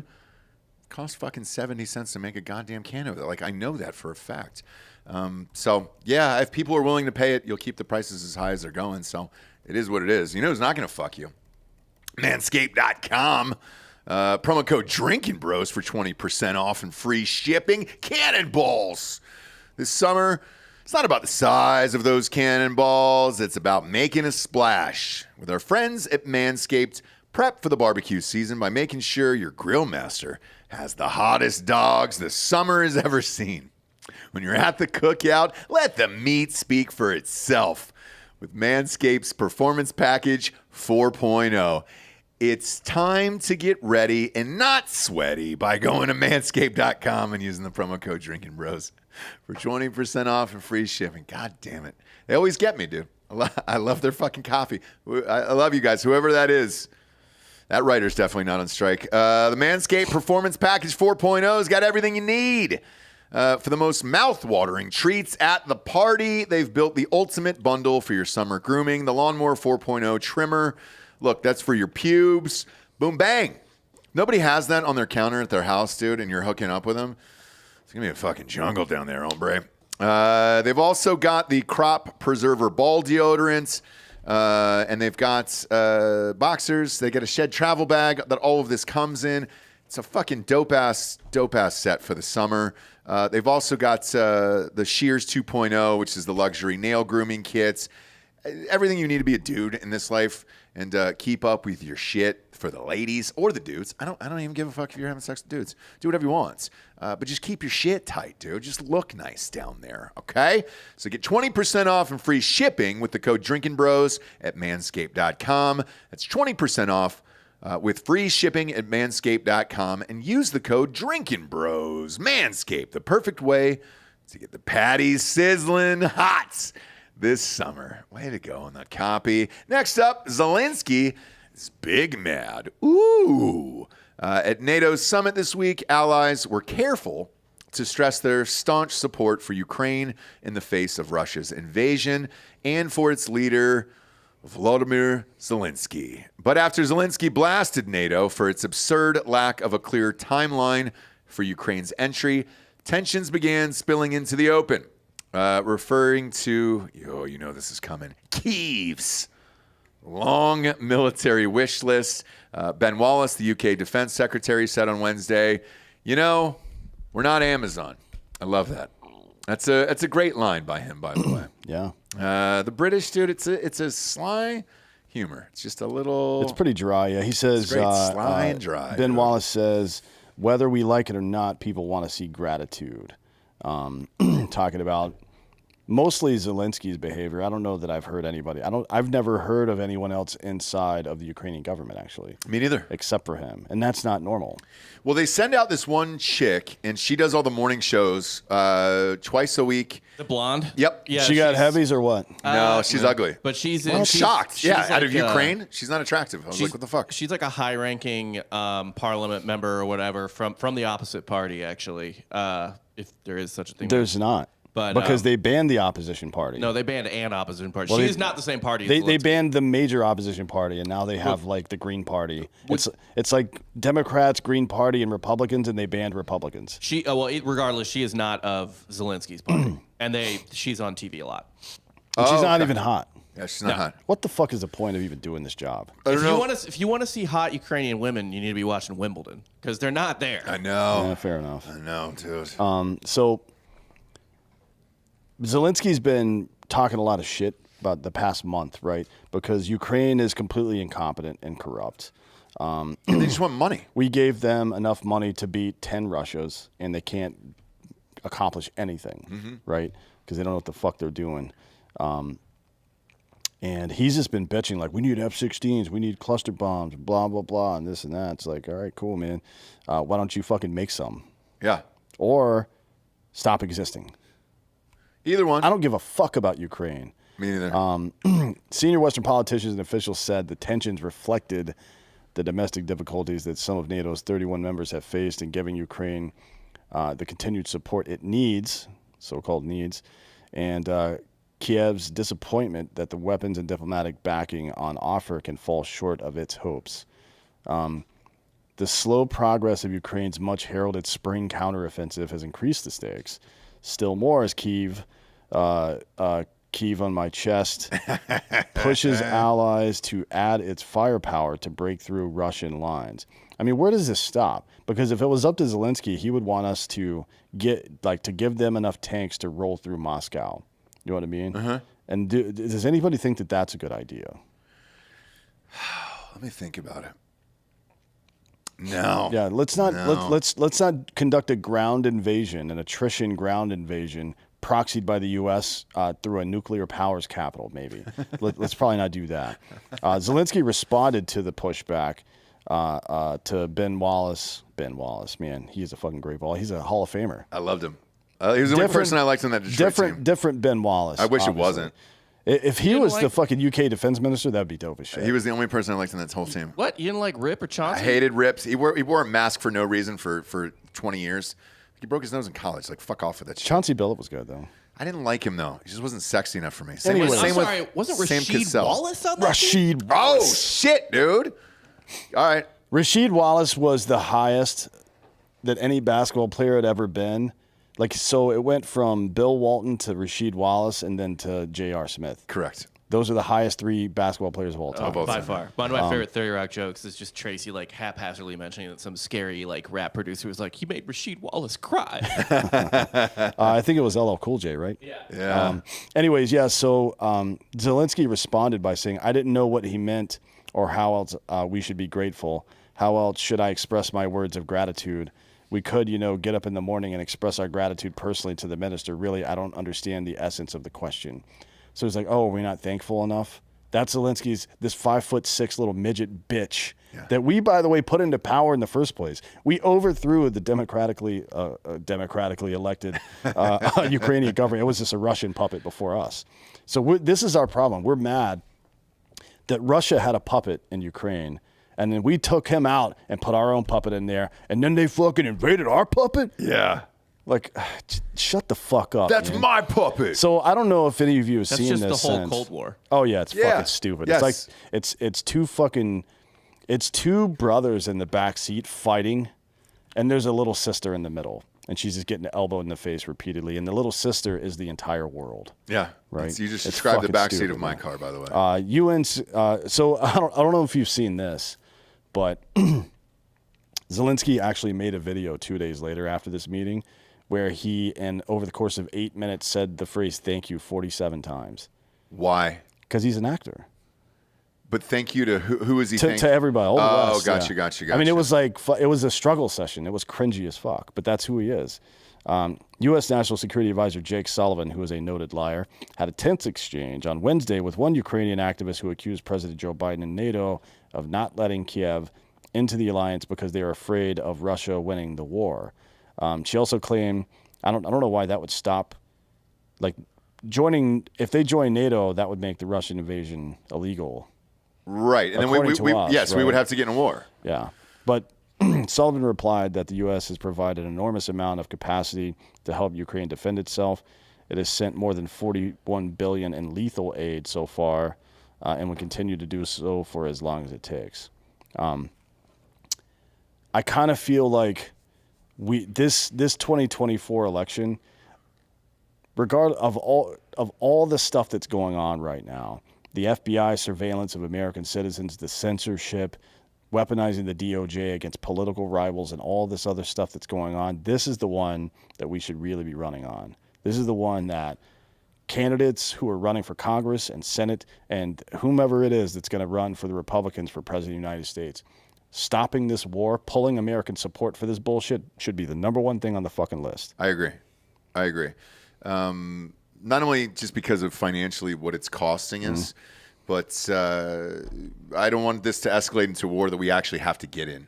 You know, fighting over this shithole. There wouldn't be a war between us and Russia. Potentially, we would if we did get into NATO, or if they get into NATO. I should say. Russia knows they know exactly what we know, which is that the only way for Russia to compete with us in a war like that is to use their nuclear weapons. They would have to use tactical nukes, right? Not necessarily ICBMs or anything, but definitely tactical nukes, because we would roll through that country in fucking 6 weeks.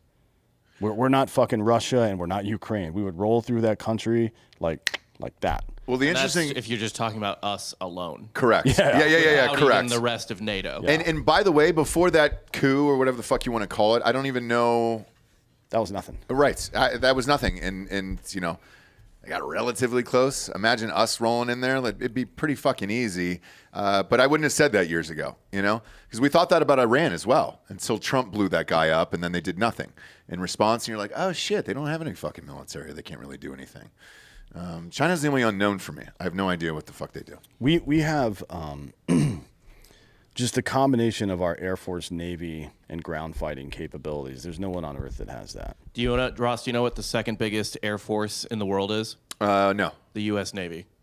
Is it really? Yes. No shit. I did not know that. What is China's specialty then? They've got a pretty good Navy. Okay. Their subs are pretty good. But I don't think they have. They can't project with it. No, they can't project, and I don't think they have 5th gen fighters in the air either. I think they're still on. Really? I think they're still on 4th gen. The fighters, technology of the fucking China?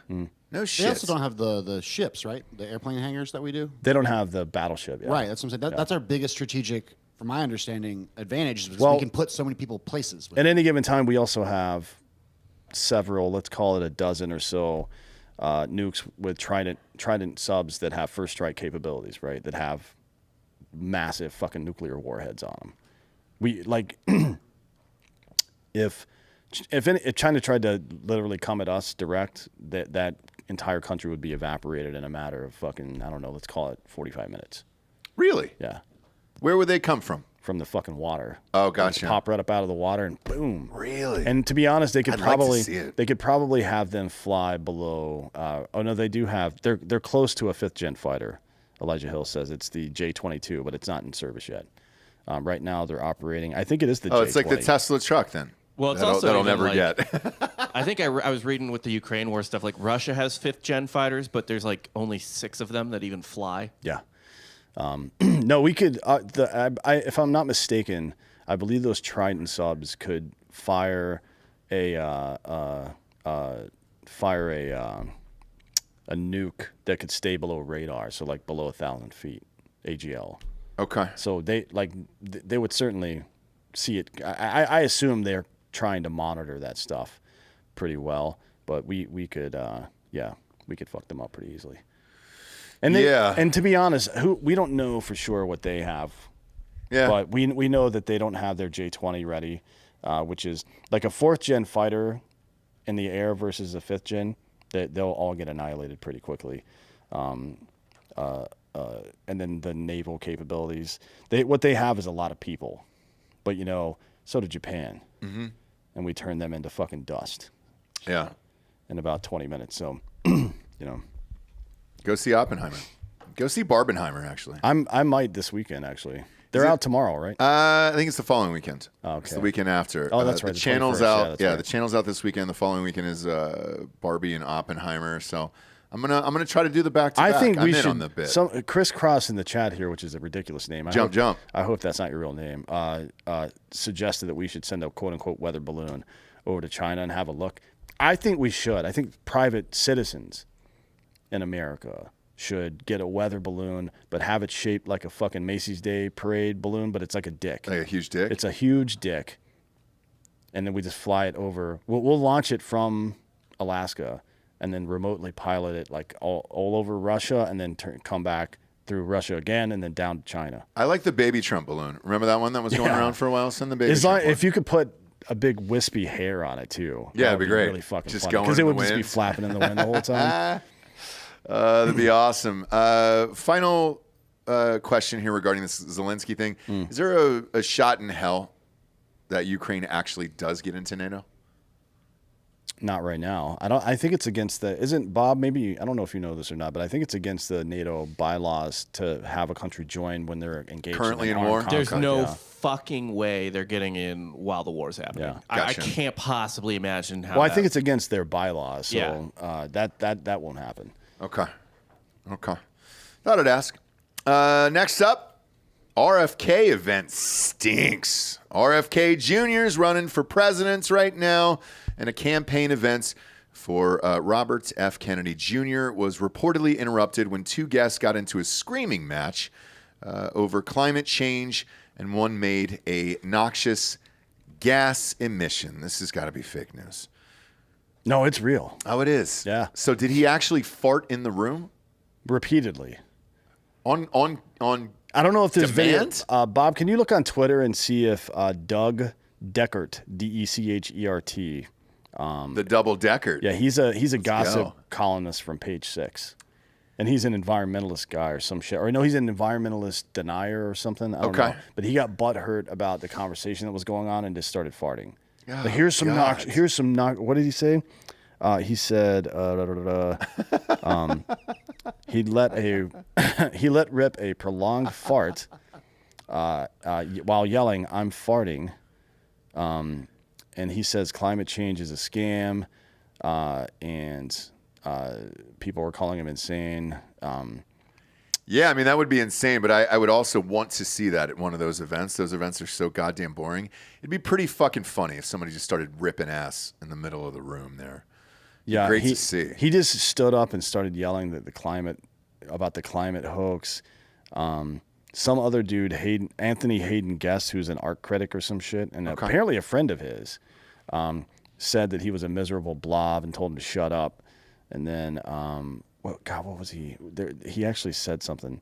Deckert reportedly made an apologetic comment to Page Six the next day for, quote, using my flatulence as a medium for public commentary in your presence. No way. Do we have a pic of this guy? This is the gentleman. Oh, those are gonna be reapers, friends. That's a guy who lets go. Yeah, you wonder. I mean, they did say he had been drinking, but you got to wonder if he had planned all this, and if he did, what did he eat to plan for it? Kale and then whiskey. If you go whiskey kale, dude, that's a deadly combo that'll just absolutely stink up a room, dude. I had a buddy of mine who super healthy dude. All he eats was kale. He would fart all goddamn day long. You know who's another one was Jason Bateman. There's a Smartless series that it's on HBO where they're following them during their live show, and he only eats like super healthy kale and all that other shit. Yeah. He's just farting all day long. And I wonder shitting. if this dude's lactose intolerant, then drinking a little bit of milk would help too. Oh, that would stink, wouldn't Or it? he's just like you know he's about to be up to something too because he's sitting at his table just eating a block of sharp cheddar cheese. Oh, and you're like, God damn it, he's gonna do it again. Then he lights that cigarette and he's just ready to Go up. give someone a fucking miscarriage. Could you find anything on Twitter ready to go about up. this asshole? Not really. I've never. There heard doesn't of him. seem to be any footage of it, although That'd be great if there was. It says that RFK just kind of sat there like quietly while it was all happening. Yeah, what are you gonna say? I mean, if it starts stinking up the joint, you got to leave. Yeah. But you still need money, so you got to stay. the other dinner guests, which included journalists and Kennedy's campaign manager, who is apparently Dennis Kucinich. Did you know that? I did know that, unfortunately. I think this is all a joke. They No, were that's reportedly left stunned by what happened. Kennedy was. Wouldn't you be stunned? No, I would laugh. I would laugh too, but I would be shocked that it happened. Kennedy just laughed in silence. Well, I mean, think about this stupid climate activists routinely will like open up a can of fucking beans and throw it on the Mona Lisa. Like, I'm sorry. You think that that human beings are contributing too much to this climate problem, and then you want to see that stop. That's A and C, and then B somehow is throwing beans on a 400-year-old painting. Yeah, you're gonna have to catch me up because I'm not really sure I'm grasping. It's definitely an underpants gnomes situation. Yeah, it is. I found a video labeled Doug Deckert and Robert F. Kennedy Jr. dinner party July 11th, 2023. And this is Deckert in the video for sure. Okay, what a lucky day for us. Let's play this whole I thing. haven't scrubbed it, but it's only a minute long. Fuck it. Yeah, play it. Let's see. I'll keep it short and sweet. I want to welcome everybody to the 27th annual meeting of the Ale and Quail Club, a club for media people that often has special guests. There's only one rule at the Ale and Quail Club. It goes like this: say something interesting, and that's it. Now, beyond that, happy to welcome Robert F. Kennedy Jr. tonight. I encourage everybody to take him seriously and support him, because I personally have a vested interest in, how should I put this, my life with Robert's policies. This guy's hammered. He's working up the fart right now. Sure is. Lockdowns and the death shot mandates can extinguish my life and our lives, I should say. And this is the only man I know that can possibly save us from the next round of lockdowns and death shot mandates. And I don't call them death shots for nothing. Enough said. I'm sitting down now, zipping it.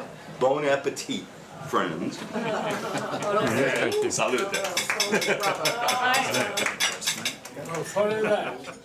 Okay, so that wasn't the climate part. No, but it at least gives us some perspective of That's what the dinner looked like. is, what it is, and like, holy shit, dude. That's how boring all these goddamn things are, and everybody thinks they're so fucking important. That was probably a non-controversial statement at that meeting. Correct. Right, because if you're in a room with RFK, you're probably a vaccine denier, as they're called now, I guess. This is an unlisted video. And this channel has 7 subscribers. I can't see when it joined. All right, so it joined 2019, so didn't get. Does it have any other videos Nope. published? Nope. That's weird, man. Interesting. Very interesting. But at least we have some perspective on what it is. I mean, if there's a picture from that meeting, we can kind of infer based on the position of the camera who it was, right? Yeah. Can you find a picture of the full table there? I just love you here. Even police sirens going off in the background. Even if you just find a picture of it from looking down the table towards Kennedy, it's going to be somebody on the right side of that picture. Yeah, I'm looking for it now. See if I can find it. Okay. In the meantime, I'll hop to Hard AF Seltzer. We're live in over 200 stores in Tennessee and Florida. We're at the Miami Marlins ballpark. We're at the Tampa Bay Rays and the Tampa Bay Rowdies down there. Head on out to the ballpark if you're there. Also, hit up the store locator on hardafseltzer.com. Type in your zip or city. Google Maps will take you to the closest location. We are adding Georgia and Alabama to the list of states we will be in stores in as of next week. They're just entering in like the barcodes and shit. But I know we're in every single Total Wines in the state of Georgia, and I believe Alabama as well. And we'll have more info for you on that next week. However, we will be taking them down from the online store. So we're down to like 38 states that we ship to. We ship right to your house. Support us, support the show. Get some 8% seltzers. No carbs, no sugars, no gluten if you give a shit about that. And it really helps out us and the show and everything else. Plus, you get fucking rocked. We also got an update from the guy who quit drinking because of Hard AF Seltzer. Remember that a year ago? He bought it. Is he back on the sauce? No. Oh. He says, so his latest post in Maine, M.A.I.N, was, it's a private group on Facebook for Drinkin' Bros. You can join. His statement says, I just reached 1 year of sobriety, and I'd like to thank D'Anthony Holloway and Ross Patterson for making that possible after he drank too many Hard AF Seltzers and went ham at a family party. And that's a God's honest story, by the way. Didn't he get divorced because of that? It was close, and I think maybe he had to go to rehab or something like that. No, there was a guy in Miami when we were there. Oh, yes. That broke up with his, I think, fiance. Correct, yeah. Yeah, but that was a totally different situation. Well, was the Hard AF involved? Who knows? But I love how many souls that it actually claims, as you guys have said in the chat. It's fucking hilarious, and we love it. What do you got there, Bob? This is a picture from the dinner. It's on, I think, on the opposite side of the room, but you look at the wall. That's kind of the key thing. The wall appears to be roughly the same sort of staccato, whatever. Sure. Yep. Let's see if pan over to Kennedy here to see if we can match the shirt color. What the fuck? I miss those Kennedy restaurants in New appears York. to be wearing a yellow shirt in that, and he is wearing a yellow shirt in this. Yeah. So yeah, this appears to be from that dinner, but that's all I can find right now. So was you think she was filming? Wait, is there a She was hashtag in stinking that up post? the joint? There's not a hashtag. I'm gonna check her Twitter though. See if there's anything else on that. That's pretty wild, man. I love it. Who is this woman's I love banner? it. I don't know. It's not her. Not her. I don't know. hot It's a girl. weird one, man. It's maybe it's a daughter. JJ in the chat reminds everyone no yellow. Of course, obviously. I mean, Hunter Biden, dude, no yellow. Yeah, so he's breaking a rule right there. Maybe that's a small protest from RFK Jr. Could be. He's only going to wear yellow shirts. Could be. I support that. Yeah. Well, me and Dan both here. Also, he's been holding that knife all show, and it's starting to kind of weird me out. Who? Register. He's just been playing with a knife the whole time. Yeah, and that's fine. He's got his own personal shit going on, you know. Let him work it out.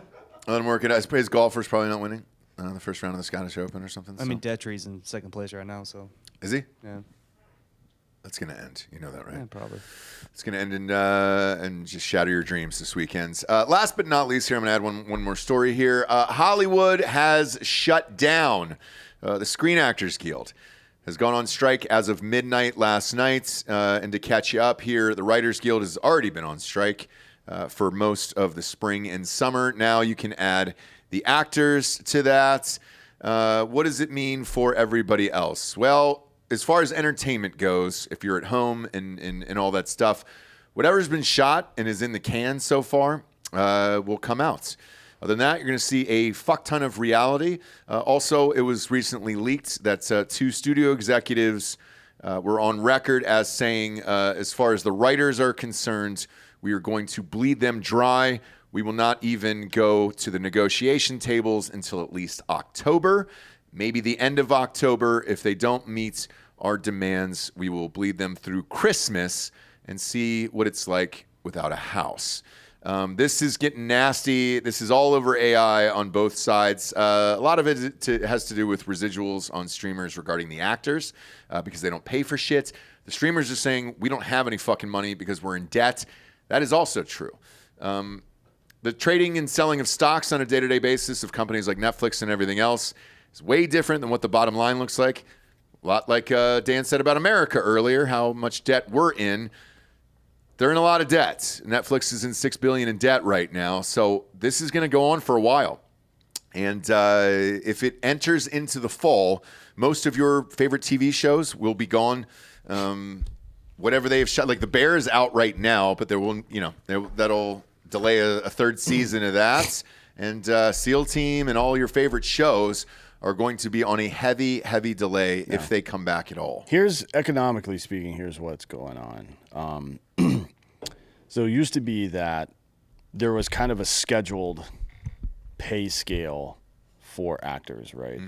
There would be some negotiation after the first or second season for network stuff, and then some actors get preferential treatment as far as back end and salary when it comes to film.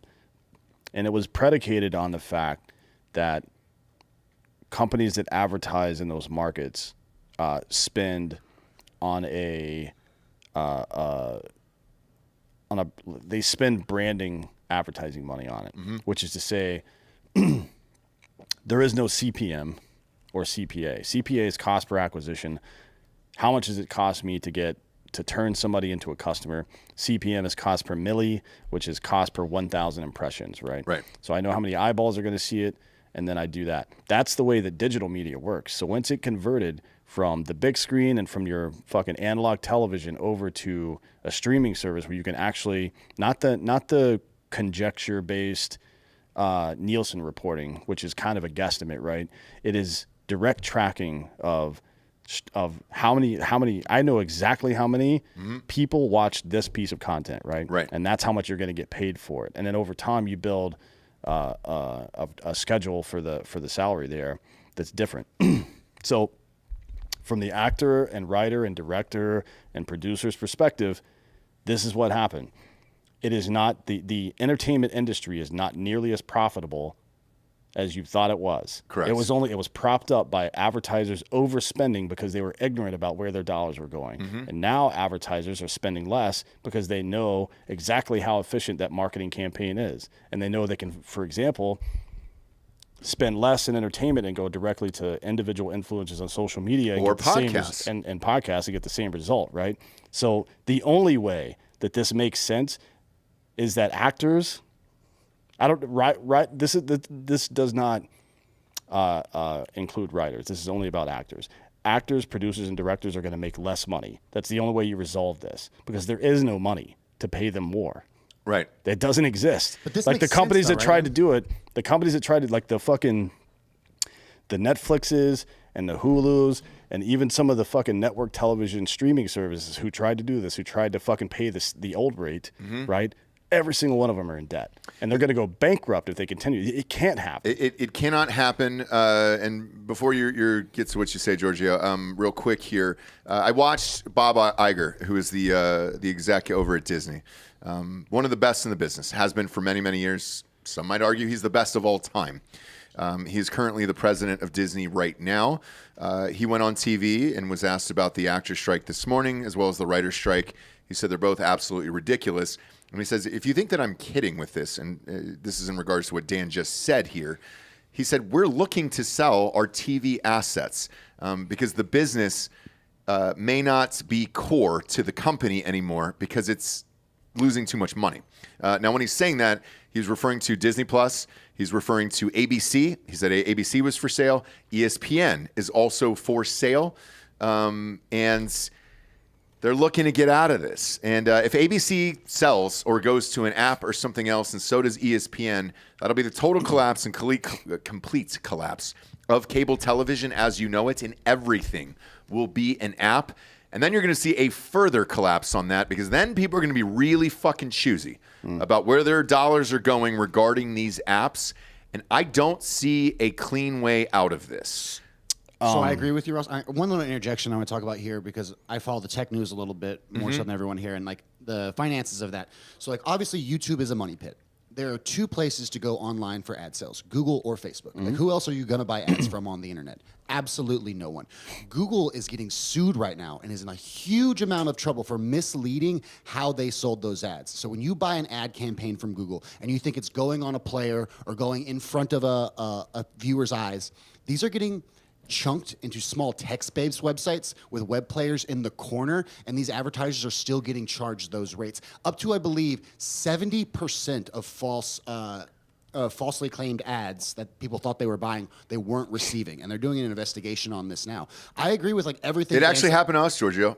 So we did a campaign, I think it was for Range 15, and they charge you, X amount of dollars, and it went over that X amount of dollars, and they were like, well, no, we got you these views, and it was awesome, and it was great, right? And it was like, no, the views still aren't on the video. So depending upon what timeline you're talking about, sometimes you could buy them specifically for YouTube, and I think that's the best mechanism for converting viewers, or like because it's in front of you, it's huge, it covers the whole player, it's the best place for the ad. That's no longer the case. It can be bundled into any of the packages that Google owns or offers.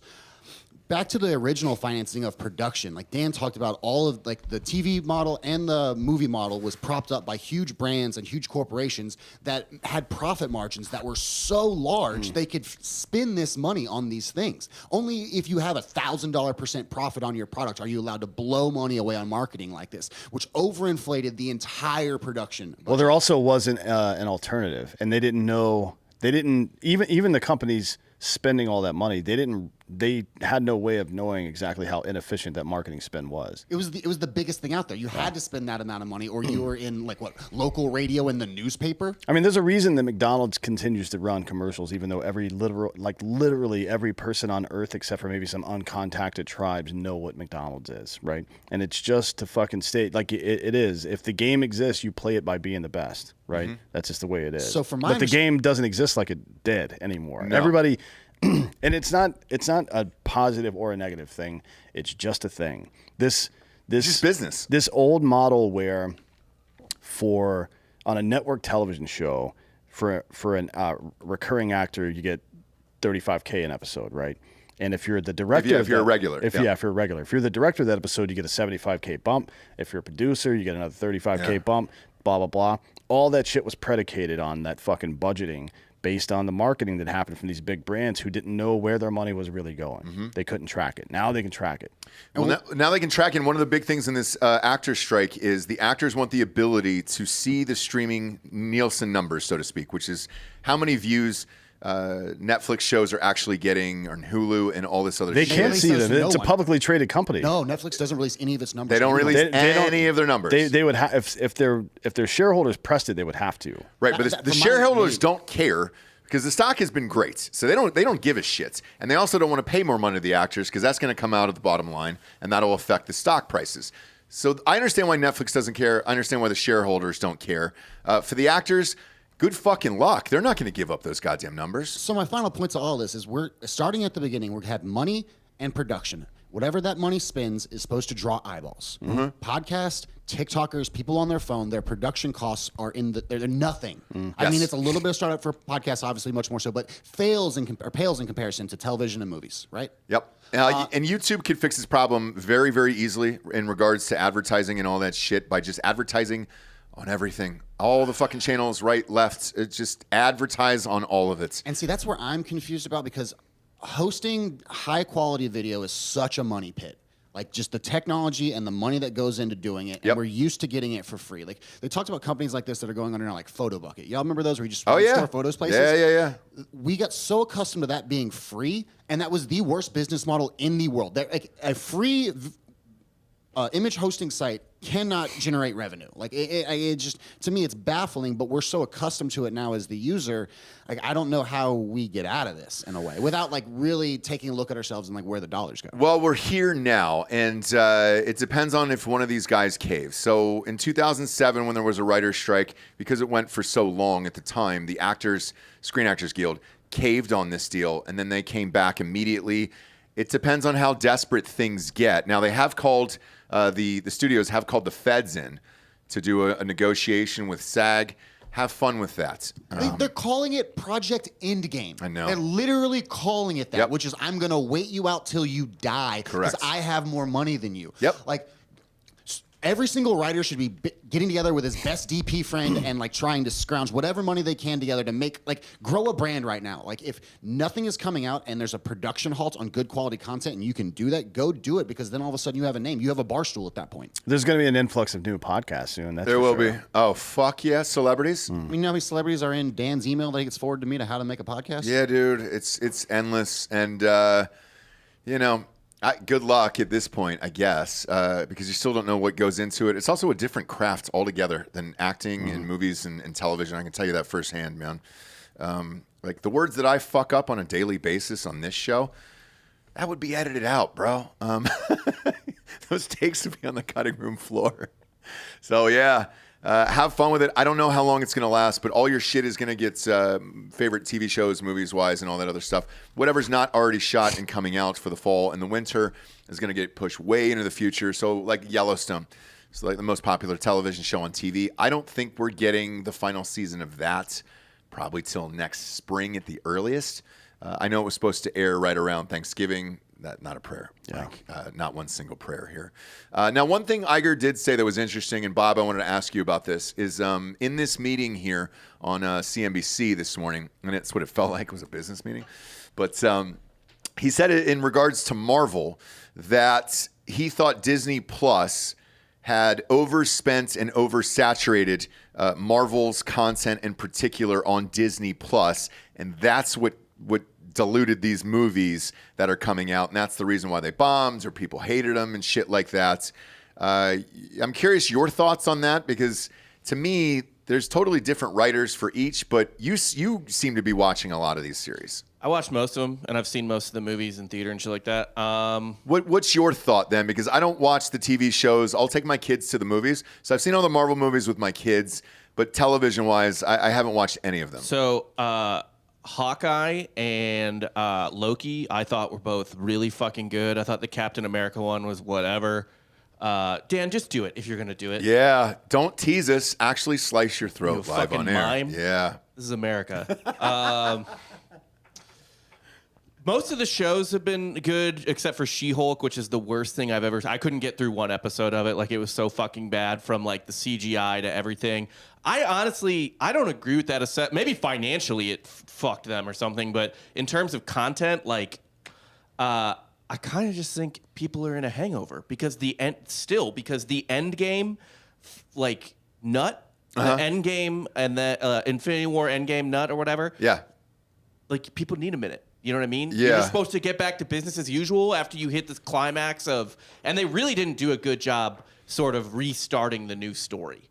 Okay, You know what I mean? and as an outsider looking in, when I heard these comments this morning on CNBC, I thought the same thing, where it felt more like an excuse, but obviously without seeing it, I didn't want to speak on it. I think it's a bit of an excuse. And honestly, too, like, some of their films have done really, like the Spider-Man one was great and did really well. Yeah, and I enjoyed that. It was good. It might just be a negotiating tactic from his perspective. Yeah. It's like, you guys aren't nearly as cool as you think you are. It's like, well, we did kind of keep your fucking network afloat for a pretty good while. Oh, Jesus. From 2008 to 2022. Bro. It was. You go back to 2002 with Iron Man. Remember Iron Man? That was 2008. That was 8. Was it really? It started in 8. There were no lean, but for 17 years, there were no lean years. Every year had at least one hit, if not two. Right? Oh, for sure. But don't we remember when Disney bought Mattel in 2014? No. Yeah, this is a marketing. Is the Barbie movie theirs? Yes, that's what I don't want non-financial advice from the moron and like fiscally idiot sitting in the room. Yeah. Buy Mattel stock. Barbie sales are going to go through the roof once this movie comes out. Oh, 100%. I got that Kenergy now, dog. Let's but go. if you think of it this way, I'm buying the John Cena mermaid. Are you? Oh yeah. Big time. If the movies are just a marketing ploy to then sell the toys, you don't need the advertisers anymore, because that's your giant markup that I was talking about before, where you can overpay a bunch because you got to get these toys out the door. Yeah. Yeah, it'll be interesting. Because Max and Clayne left this morning, and we were chatting about it, because Max has got a movie that he's about to shoot in 2 weeks. Now, he said he's got a waiver for it, but I'm like, man, they're going to show up with pickets. They're going to show up with posters and sticks, friends. So we'll see what happens with all of this. I mean, it's New Orleans in the summertime, so if you want to stand out there and sweat like an asshole, it's on you. Yeah, you fucking little sucks Have out fun, there. dude. But allegedly, People like that like to show. They'll protest in L.A. Yeah, where it's nice out. Oh yeah, of course. Yeah, they're out every day in L.A. They're not showing up to the fucking North Pole to protest. No. Fuck off. Right. No Broadway actors protesting in January, right? Like Right. in New York or whatever. Like, Yeah, they're waiting for the spring offensive, right? Right. Yeah. Yeah, exactly. But according to Matt Damon, as of today, they're supposed to walk out of the Oppenheimer premiere tonight in London. Oh, they did. They already did. Okay, so that's right. They're 8 hours ahead. What happened? So they just didn't They go? just walked out. Christopher Nolan came to the front and announced that the cast was walking out, and they walked out. Really? Fucking heroes. Do they have like, video and all that So all the shit? people that are rich enough to be able to withstand this strike indefinitely got up and walked out. Well, here's the thing I will say. So Matt Damon said, he goes, look, it's not about us. We're rich, and it's fine. It doesn't matter. He was very honest about it. And he goes, it's about the people who can't even afford enough to make healthcare in SAG. I guess the number is now up to $26,000 a year. Cool. Thanks, Matt. Restart Project Greenlight. Hire some of these people. Make content. Don't just walk out. The problem with Project Greenlight, and this is, again, according to them and the box office totals, is maybe it doesn't work. You can't just hire people from Kansas to come in and make a movie because they all fucking bombed. Yeah. Yeah, but if everyone could give a moment of silence for, I forgot to mention this, but sure. My hero today. My wife is SAG. She's active SAG member. Cut his mic. Yeah. Still. She's out of work. Wait. She's still a part of SAG? She's still. It's been a tough day in the house. Is she really just like holding on to that dream, or? Didn't you cut your throat? Yeah. Did you slice your throat open, dude? Would she get residuals from anything? No. Why stay in SAG? I don't know. Okay. I think she just kept it to keep it, but. Yeah, I'm in it. I got the fucking email. Yeah, her healthcare this now is morning. probably better than SAG's. Shit. Yeah. I would. Well, definitely cheaper. SAG's has got It's not. great It's not healthcare. fucking $26K a year. I know. Because even once I beefed out of that number, because you have to do, actively working on movies or TV shows as an actor, they pull it. I mean, it's gone. So I don't even have healthcare through them, and I still get all the shit. But I got a nice email this morning. We're striking. We're getting out of here. Thanks, Ross, for your support. I don't fucking care about you, SAG. Well, Ross, you're a method actor, so you go to the VA. Right. Now it's time for the Drinkin' Bro of the Week. This one was submitted by Jonathan Samford from Texas, who's been a listener of Drinkin' Bros since Ross was 30. Oh, so for 3 years. Good. Thanks, man. He's nominating Josh Crantwell. Reason for the nomination, and he says the person is alive, which I enjoy. Thank you for that. He said, got home from working on 4th of July, about 7:45 p.m., to see a water line busted in front of my girlfriend's house. Copious amounts of nasty-looking fluid was running down the driveway. She recognized that one of the guys that worked for the city was a drinking bro. I went out and yelled, "Who's my drinking bro?" Josh poked his head out of the disgusting brown water-filled manhole that he was in with 2 other dudes and yelled, "Me." That is my drinking bro of the week, along with the city of Bertram, Texas Utility Department for working late on 4th of July, while the rest of us got to have a beer and shoot off fireworks. P.S. It's about time I send Ross some more male nude paintings. Oh, is that you fucker? Yeah, dude, send those in. You know what I'm discovering? Nothing makes me laugh. Is that Drinkin' Bros is basically Fight Club. Yeah. Like, sure is. All of the fucking blue-collar jobs in America are operated by people that listen to us. Oh, yeah, dude. Yeah. And I feel like we should start fucking with people. We control the means of production now. I know. We are the masters. Sure, yeah. We're the ones in control. We'll make everybody go on strike. I just think we should do weird stuff. I agree. It'd be a fucking blast. Yeah. Once we get really to that level, where we have enough money to not really care anymore in case we get sued on most of this shit, then you can go back and be like, all right. I'm moving so to a here's what different I want. country, and I'm going to proxy. You know what's weird? So Clayton said the same thing. He goes, "Have you ever been to the Netherlands?" And I was like, "No." And he goes, "It's beautiful." It's like the 1950s. Like nobody knows about politics or anything. Southern Italy's nice. Croatia. If you're okay dealing with the mob, Croatia's nice. It's real hit and miss for me. Well, I mean, it's just like Mob. don't do anything illegal for money there, and you're not stepping on anybody's toes. Yeah. It's just if you do, you need to make friends with some people, because if you need to do construction or anything like that, it's the mob is involved. Same thing with Southern Italy, by the way. Okay. So there's that, and then Prague is really nice as well. There's a lot of places to chill, but it's not like I'll keep a place in the U.S. as well, but for my operations, I will proxy them. Gotcha. You know what I mean? That makes sense. And it's going to be weird shit. Yeah. Should be. Like giant balloons floating across the country. I mean, that would be a great publicity stunt. Trump should have did that. As soon as that Chinese balloon went up, he should have had a Trump balloon made and tail him right behind it, and then start tweeting, I'm after China. I'm coming after you with my balloon. And then his balloon shoots their balloon out of the sky. Yeah. By the way, breaking news here. Former Disney Marvel exec Ike Perlmutter plans a major donation to back Trump for president. He just announced for 2024. That's a shocker. Jesus Christ. All right. I think there's going to be a bunch of business people come out for Trump in 24. You think so? Yeah, DeSantis' campaign's waning pretty hard right now. No, man. As a matter of fact, I think shocked. The latest poll I saw, and then some, I read some reports that a lot of the donors for DeSantis are actually going over to Tim Scott right now. Yeah.